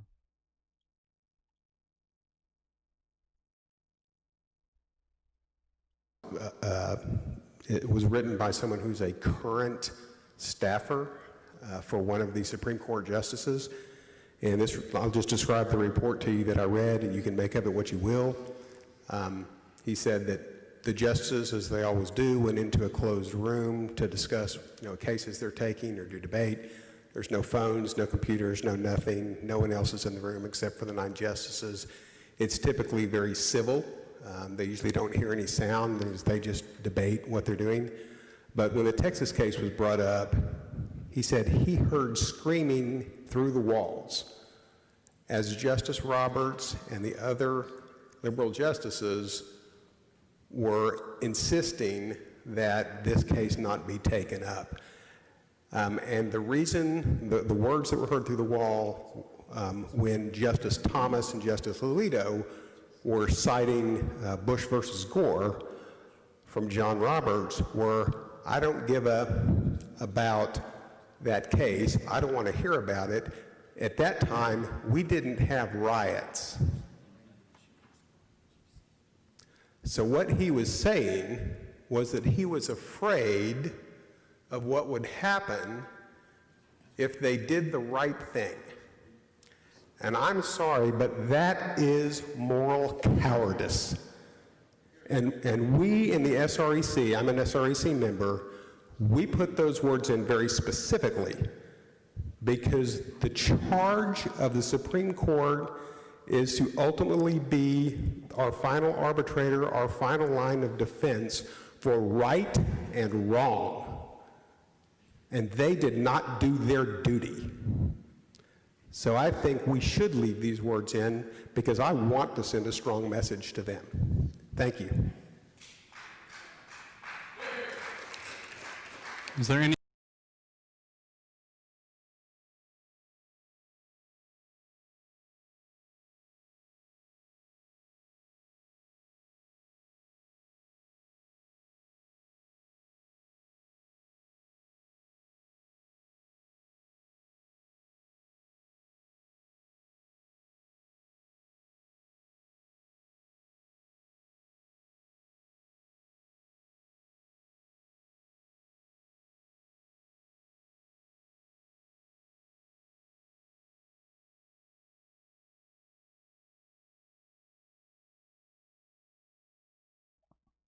Sorry about that. Cowardice. and being really bad at putting the mic back on. I want to thank the staff for that, by the way. I know it is. Yeah, thank you. Cowardice. We live in a day and age of cowardice. The church is coward. It's cowardly. You know, where they sit there and they're like, well, we're going to give all the authority to the state. Where are the people who remember the saints, not only in word, but in deed? And don't only just include them in a prayer, but really believe the reasons why we include those prayers in our liturgy. Why is that? Do we have to go back? Look at the catacombs, man. Look at the catacombs. Remember the sacrifices that saints made. Look at their bones. Look at their graves. Because we're living in a day and age, you know, they're again taking off the little crotches of little Jimmy, castrating little Jimmy. taking the breasts out of future mother, little Sally. They're indoctrinating them with communist propaganda. They are taking down the names of our heroes, taking down the statues of our heroes, of our history. They're calling it wicked and evil. They're calling us wicked and evil. They're saying that our ideas about politics and religion and culture and science, that these things are not just wrong, but that these things are evil. They're talking openly about re-education. They're talking openly about just carpet bombing people. Openly. They don't even blush at it anymore. It's the development of their thought, and it's the logical extension, by the way. They're openly having videos about little kids doing, very sick and sensual dances, like the cuties. Super sick, perverted crap. They're dividing us in such a way that they think it is racist to say red and yellow, black and white, we are precious in his sight. They've taken signs and symbols that belong to God, that were an assurance to us that he would not devastate us with water in a flood. And they're using that to celebrate one of the very things at the heart of the story and the reason for that deluge. And we complain, and that's good. We're aware of these problems. I'm preaching to the choir. We're aware of it. And a lot of the patriots are doing things. I'm part of a group, man. These people are working their tails off. They're trying to inspire people. But it's got to be more. There's a lesson to be learned. That if you go back and you look at the Great Awakening, for example, the Great Awakenings, plural, and you go back and you look at those, most of the listeners can probably, talk about it and say, yeah, you got Whitfield and Wesley. You got Edwards. You got, what's homeboy's name, man? Charles Finney. So you got different people that were around during these times, and these times were really dark, man. They were real wicked. There was a lot of terrible stuff going on. And in fact, many people may have even thought it was the end. Many people believed, you know what, as far as they understood, with their knowledge of the world, with the size and scale of their knowledge, and of what they perceived in the moment relative to themselves, of the wickedness that was happening at that time, that was rampant, that was public, with no blush, that they thought maybe it's the end. We look back in hindsight, with 2020 hindsight, and say it was not the end. But at the time, it was that bad. And people cried out to God because there was no worldly answer. They said, look, we're not putting our faith anymore in the chariots and the horsemen, because those chariots and the horsemen have not only caused an immense amount of chaos, but they call the chaos good. Death and despair, and they say it's good, maybe just a transition into the black hole that's going to suck us through, and maybe on the other side, maybe there's something bright. It's pain we must endure for their utopian scheme. It's part of the new normal for us. And they said, we can't do this. It's a control mechanism that God has placed within people, that there's a threshold that at some point people are going to break. That's a dangerous place, by the way. It's both dangerous and delightful, because on the one hand, it could be dangerous in that if people snap, you don't know what they could do. And it runs a spectrum. On one end of that spectrum, you've got taking a knee for Jesus Christ. On the other end of the spectrum, you have people blowing their faces off. One's eternal life, and one is taking their own, or taking the lives of another.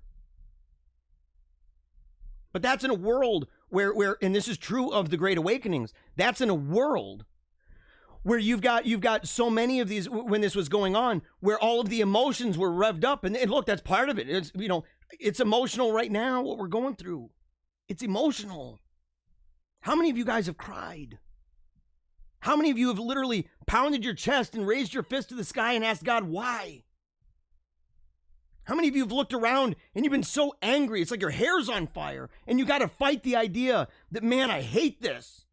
I hate these people. And you say, I know I shouldn't. I know I've got to pray. So emotion's there. In fact, it's part of it. It's not an accident that we have them.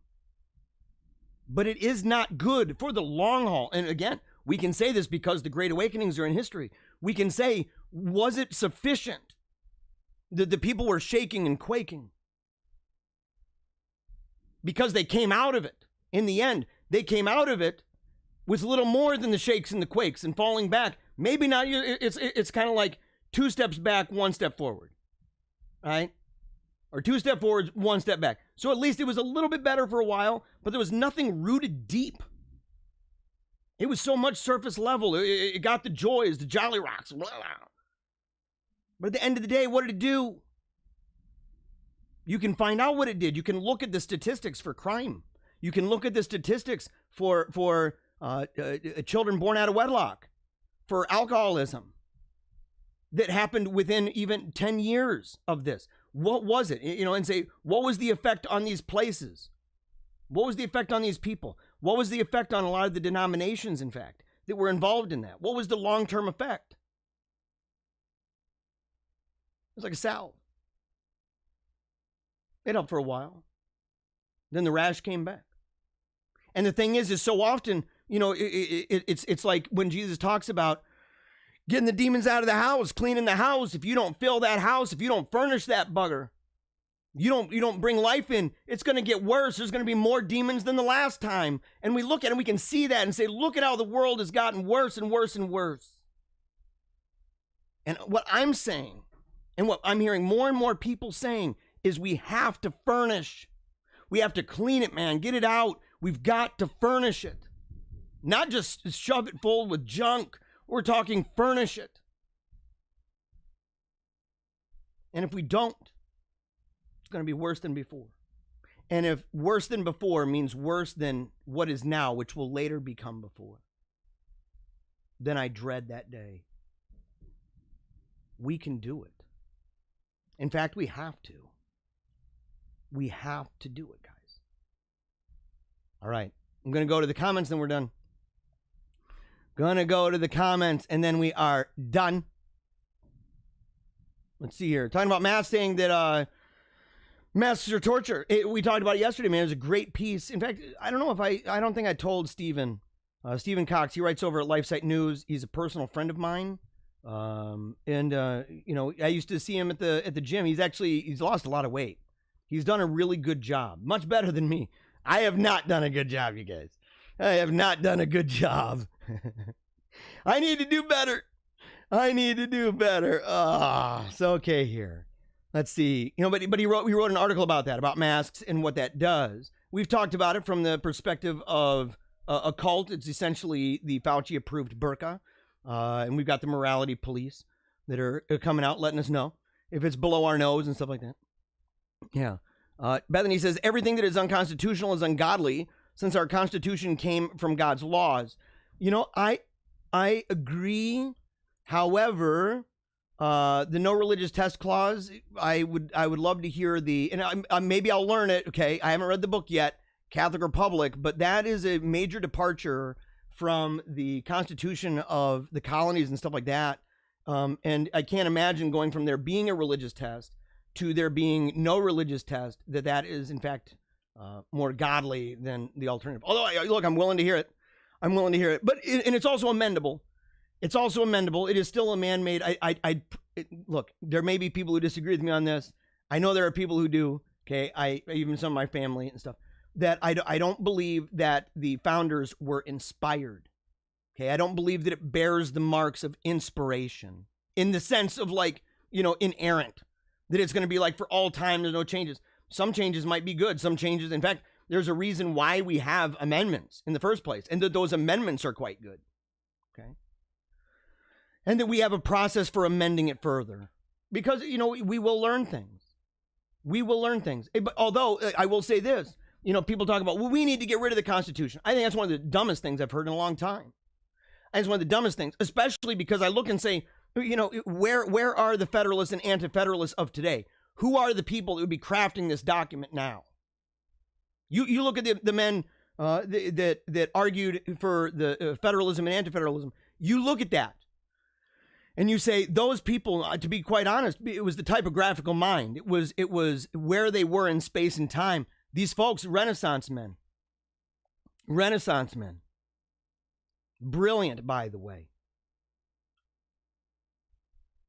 CF says, I worry mightily about this generation of children living with everyone in masks. So do I. So do I. It's one of the scariest things. People don't understand. Some people do, but many people kind of like, they think that, well, it's okay that a kid is in a glass box at school and can't talk with anybody or be near anybody. Or it doesn't matter if you're at church in a Zoom meeting, or maybe there's 3 of you inside of the building and you have to be far apart and always wondering why the person, if their mask is upright, that it doesn't affect anything. Those people, they're not thinking. They're not thinking rightly. Sonny says, only the Father knows the day. It's true. And here's the thing. If, I should end off on one of these, a conversation about this, because the doomsday stuff. I think that a lot of the doomsday stuff is, it's a self-fulfilled prophecy in a way. A lot of people, they look at it and they say, well, the end is supposed to get really bad, and there's going to be the mark of the beast, and there's going to be all this stuff. And I'm a preterist, for clarity. I'm a preterist. I do not believe in dispensationalism. I'm not a premillennialist, not any of that crap. Okay. In fact, I'm quite triumphalistic in my views on the kingdom throughout history and on the upward trajectory. So even when I'm talking about the negative that's going on now, I'm always doing it now with the silver lining.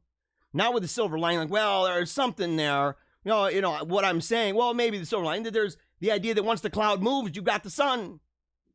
Once the cloud moves, and those clouds are going to move.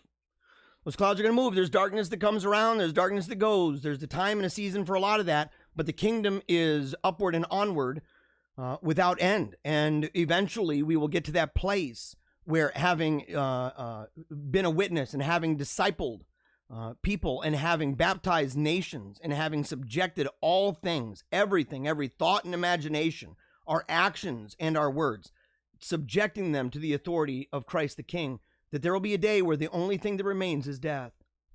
That's a positive thing, by the way. That sounds a little bit like a mustard seed that starts out with a small band of dudes and some ladies in Israel, and then eventually becoming a global religion, one that is quite powerful. Yeah. So, but I think that so much of the doomsday stuff, people, they play newspaper eisegesis with it. And they're like, well, I saw in the paper this little dot over here and this little dot over there, and I'm connecting the dots together, and I believe this is the mark and this is that. And I think if people are going to go down that road, if that's what they're going to do, I think we need to hold them accountable when they're wrong. In fact, I think by holding them accountable, what I really mean by that is maybe give them another shot and say, look, maybe you should be under some kind of spiritual direction and advisement to not do that so much, because you're making us look like fools. And if they do it again, to tell them to shut up. To tell them to shut up. Say the Holy Ghost is literally begging you to shut the heck up. He's been doing it to John Hagee for a long time. LaHaye and company. He's been doing it to those guys for a long time. How many times has the beast changed? How many times has, the Antichrist? And I mean, most people, it's kind of weird the way that we treat the Antichrist and the beast in one thing, right? It's kind of a weird thing. It's kind of weird how we always, apocalyptic people, that they're always thinking that it applies to them, that it's really about them. It's really about them and their generation. And you can go back and look. Why don't you do it? Go back for 200 years almost. It's been 121 years? It's 120 years, almost 121. Yeah. Or no, even more than that. It's almost been 200. I'm so sorry. It's 190 years. I'm so sorry. My math, I was don't know what I was thinking. 190 years that this has been going on. And you go, okay, what's the track record for that? What's the track record of the doomsday? And what's the track record of holding these people accountable? We have good examples. You got Harold Camping. The guy that said, well, it's gonna, the world's gonna end on this date, and then he changed it to this date. And it was one. What was the joke? 80 reasons why Jesus will come back in what is it? Is it 87 reasons?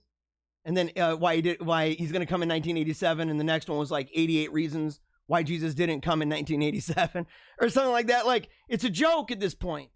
And there's always the fallback, well, we don't know the day or the hour, but then a lot of the people talk about it as if it's happening right now, and it's just kind of this thing. And it's like the same mentality that a lot of the liberals have and a lot of the progressives have when they say, well, we need to prepare ourselves for the future of America that's going to be this multicultural hodgepodge of cultures and different religions and different groups. And they treat it as if that's not actually the result of human action that can be prevented. And look at nations that do it. And they get mad when you put policies and walls in place that say, look, you know, there's no reason. It's not an inevitable thing that we have tens of millions of people who are in this country illegally. It's not like it's some destiny thing. You opened up the newspaper and said, well, the horoscope told me. What kind of weird fatalist are you, man? What kind of weird fatalist are you? These things have many times have to do with decisions that are made.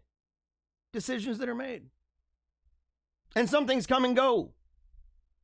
And so be careful about that. And if someone says, man, well, you know what?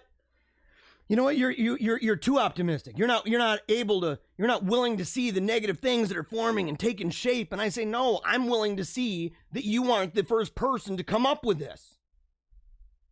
And I can see that in the history of the way this plays out, one group, as that goes on and the wickedness is happening, consigns themselves to waiting to be taken up in the sky. And another group is saying, we have to fight with all of our might because we have a great commission. And the people that waited for the sky, they're dead. And they left generations of people to deal with the consequences of their inaction. Now look, let's say I'm wrong. Let's say all of a sudden, wow, the end is here, blam, blam, blam, blam, blam. And all of a sudden, man, everything's in place and we're in the, everything else. If that's true, it's true. If that's true, it's true. But what do we do in the meantime? I'm not an escapist, man. I'm not shining brass on a sinking ship. Just what it is, dude. And yes, all the people, man. All the people right here. Bethany, dude, volume. CF, muted. No Bill Clinton, lost your audio. Mariella Garza, no sound. I love you guys, by the way. I am super, super grateful for all of you. And yes, Our Lady of La Salette. Pray for us. Look, that's it's one of those things where there has to be a balance of this. There has to be a balance of apparitions and prophecy and the commitment to say, we don't know. If we don't know the day or the hour, then why are people acting and living as though they do? They're like, I don't know the exact day or hour, but it's like on us right now. What time is it? I don't know. Yeah, speaking of what time it is, I'm so sorry. We gotta go. And okay, last comments. Zach, Dinesh D'Souza says Obama brought the Marxists and the rioters, and I concur. None of this stuff happened before Obama. Yeah, okay, I'll accept that. I would love to talk about that more because they were at least smaller. They were at least not as organized and funded. This is true. Let's see here. Zach says the rioters have won. Now they know their strategy works. They know their strategy works as a deconstruction. And we have to be willing to, again, balance that out and say we have to have dynamics that are termite tactics and that are in fact destructive to a system that is itself destructive. We have to be willing to say, yeah, okay, that's a little bit destructive. Yes. To the system that's super wicked. Yeah. Yes, totally. In fact, I encourage. In fact, to that degree, I encourage the acceleration of that particular system and model. I encourage it. But I'm not cynical and sitting there saying, we're just going to watch it go, and then once it's all down, we're going to rise like a phoenix. No, I'm not saying that. I'm saying we got a lot of work to do. We're starting from the ground up. We have to start in our hearts. We got to start on our knee, taking a knee for Jesus, resolving in our heart and our mind and all of our thoughts and actions and words and deeds and everything else that we are going to live out these principles that have made us alive and to bring life to the world around us. And that we need to apply that to our families, to our businesses, to our churches, to our cultures, to our schools, to our politics and economics, to our geopolitics, to our science, to everything. To everything. It's all encompassing. We need to do it. And in doing it, to also recognize that you have small beginnings. It's one of the things that I accept on this show. Lastly, Justice Roberts is a liberal, a bad Catholic, and a coward. He's placed cowardice and safety over right and wrong. The Catholic martyrs would be ashamed. All right, guys. I got to have my family down here. Hold on. All right, calling him out. Oops, hold on. No. Yeah. It went to the commercial, and if you missed that commercial, you got to make sure. I'll post it at paleocratdiaries.com. We'll post that commercial. It's hilarious. It's a lot of fun. We've got to add a couple things into it so that the version you saw, that's the original version. We got to add a couple things to it. But I want to thank all of you. I want to thank all of you for an amazing day. And if you love this show, and I hope that you do, I hope that you get more and more involved. And I hope that you see, even with the gift that we got, right, for the Wolf Pack, right, the coffee. The coffee, by the way. Be careful of that guitar. Yeah. Oh, look at this. All my kids. But if you guys, Hello. If you enjoy the show and you enjoy what we do, and you enjoy seeing my kids, and you want to be part of my kids' lives, in fact, and because 100% of the donations that we do on the show, it goes toward sending our kids and the continued education. And by the looks of things, we're going to be continuing the education until I'm like 70. That's the way it works, guys. Oh, no. Careful. I don't want him to. He can't do that. No. Hold on, broski. Hold on. Yeah, little Louie got a hold of the mouse. I was like, oh my gosh, he's gonna turn it off. He's gonna turn it off, man. But little Louie. So we got little Louie. We got little Wolfgang. Is Mama coming down? Yeah, I'm right here. Oh, she's right there. Get little Wolf here. Get Wolf in here, guys. Get little Wolf. Scooch over so Mama can get in. Scooch over. So little Wolfie. Okay. All right. Now get your faces all back in there, because we're gonna shut off this show here. We're gonna shut off the show. Let's see. All right, everybody. Thank you so much for watching the show. If you want to be part of it, become even deeper. Get deeper into it. Be a full-blown member of the Paleonaughty. You can do that, of course, by going to paleocratdiaries.com. You can become a member or just simply subscribe. But no matter what, get closer, more involved with the Wolfpack. Of course, if you want to connect for interviews, speeches, maybe even debates, panel discussions to coordinate how to reconstruct society, how to bring back Christendom and Western civilization, make sure, reach out to us, paleocratdiaries@gmail.com. Of course, check out my work over at Paleo Cheese Podcast, where we talk about movies, books, even stuff like pheromones and malls and all sorts of goodies. It's going to be great, going live in January for our New Year's. And check out meaningofcatholic.com.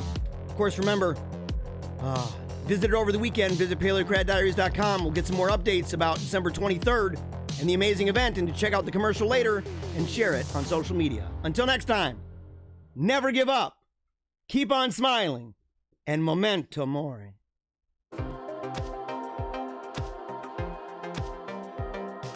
If I don't talk into microphones, I don't make that mad cash. Making all that money. Making that mad loot, right? Mind control.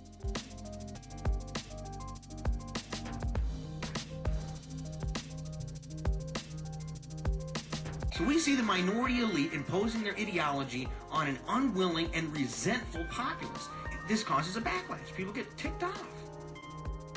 The left is working long and hard to make us feel as if we've done something wrong. Worse yet, that we are the problem. Don't let people just rip on your heritage. Don't let people just rip on your traditions. Don't let people rip on your heroes. Stand up for what you believe, what made you who you are. So unless this disenfranchised majority begins standing up for what they believe in their heart of hearts to be true, I think we'd be left with nothing more than a dirge. Maybe a funeral procession.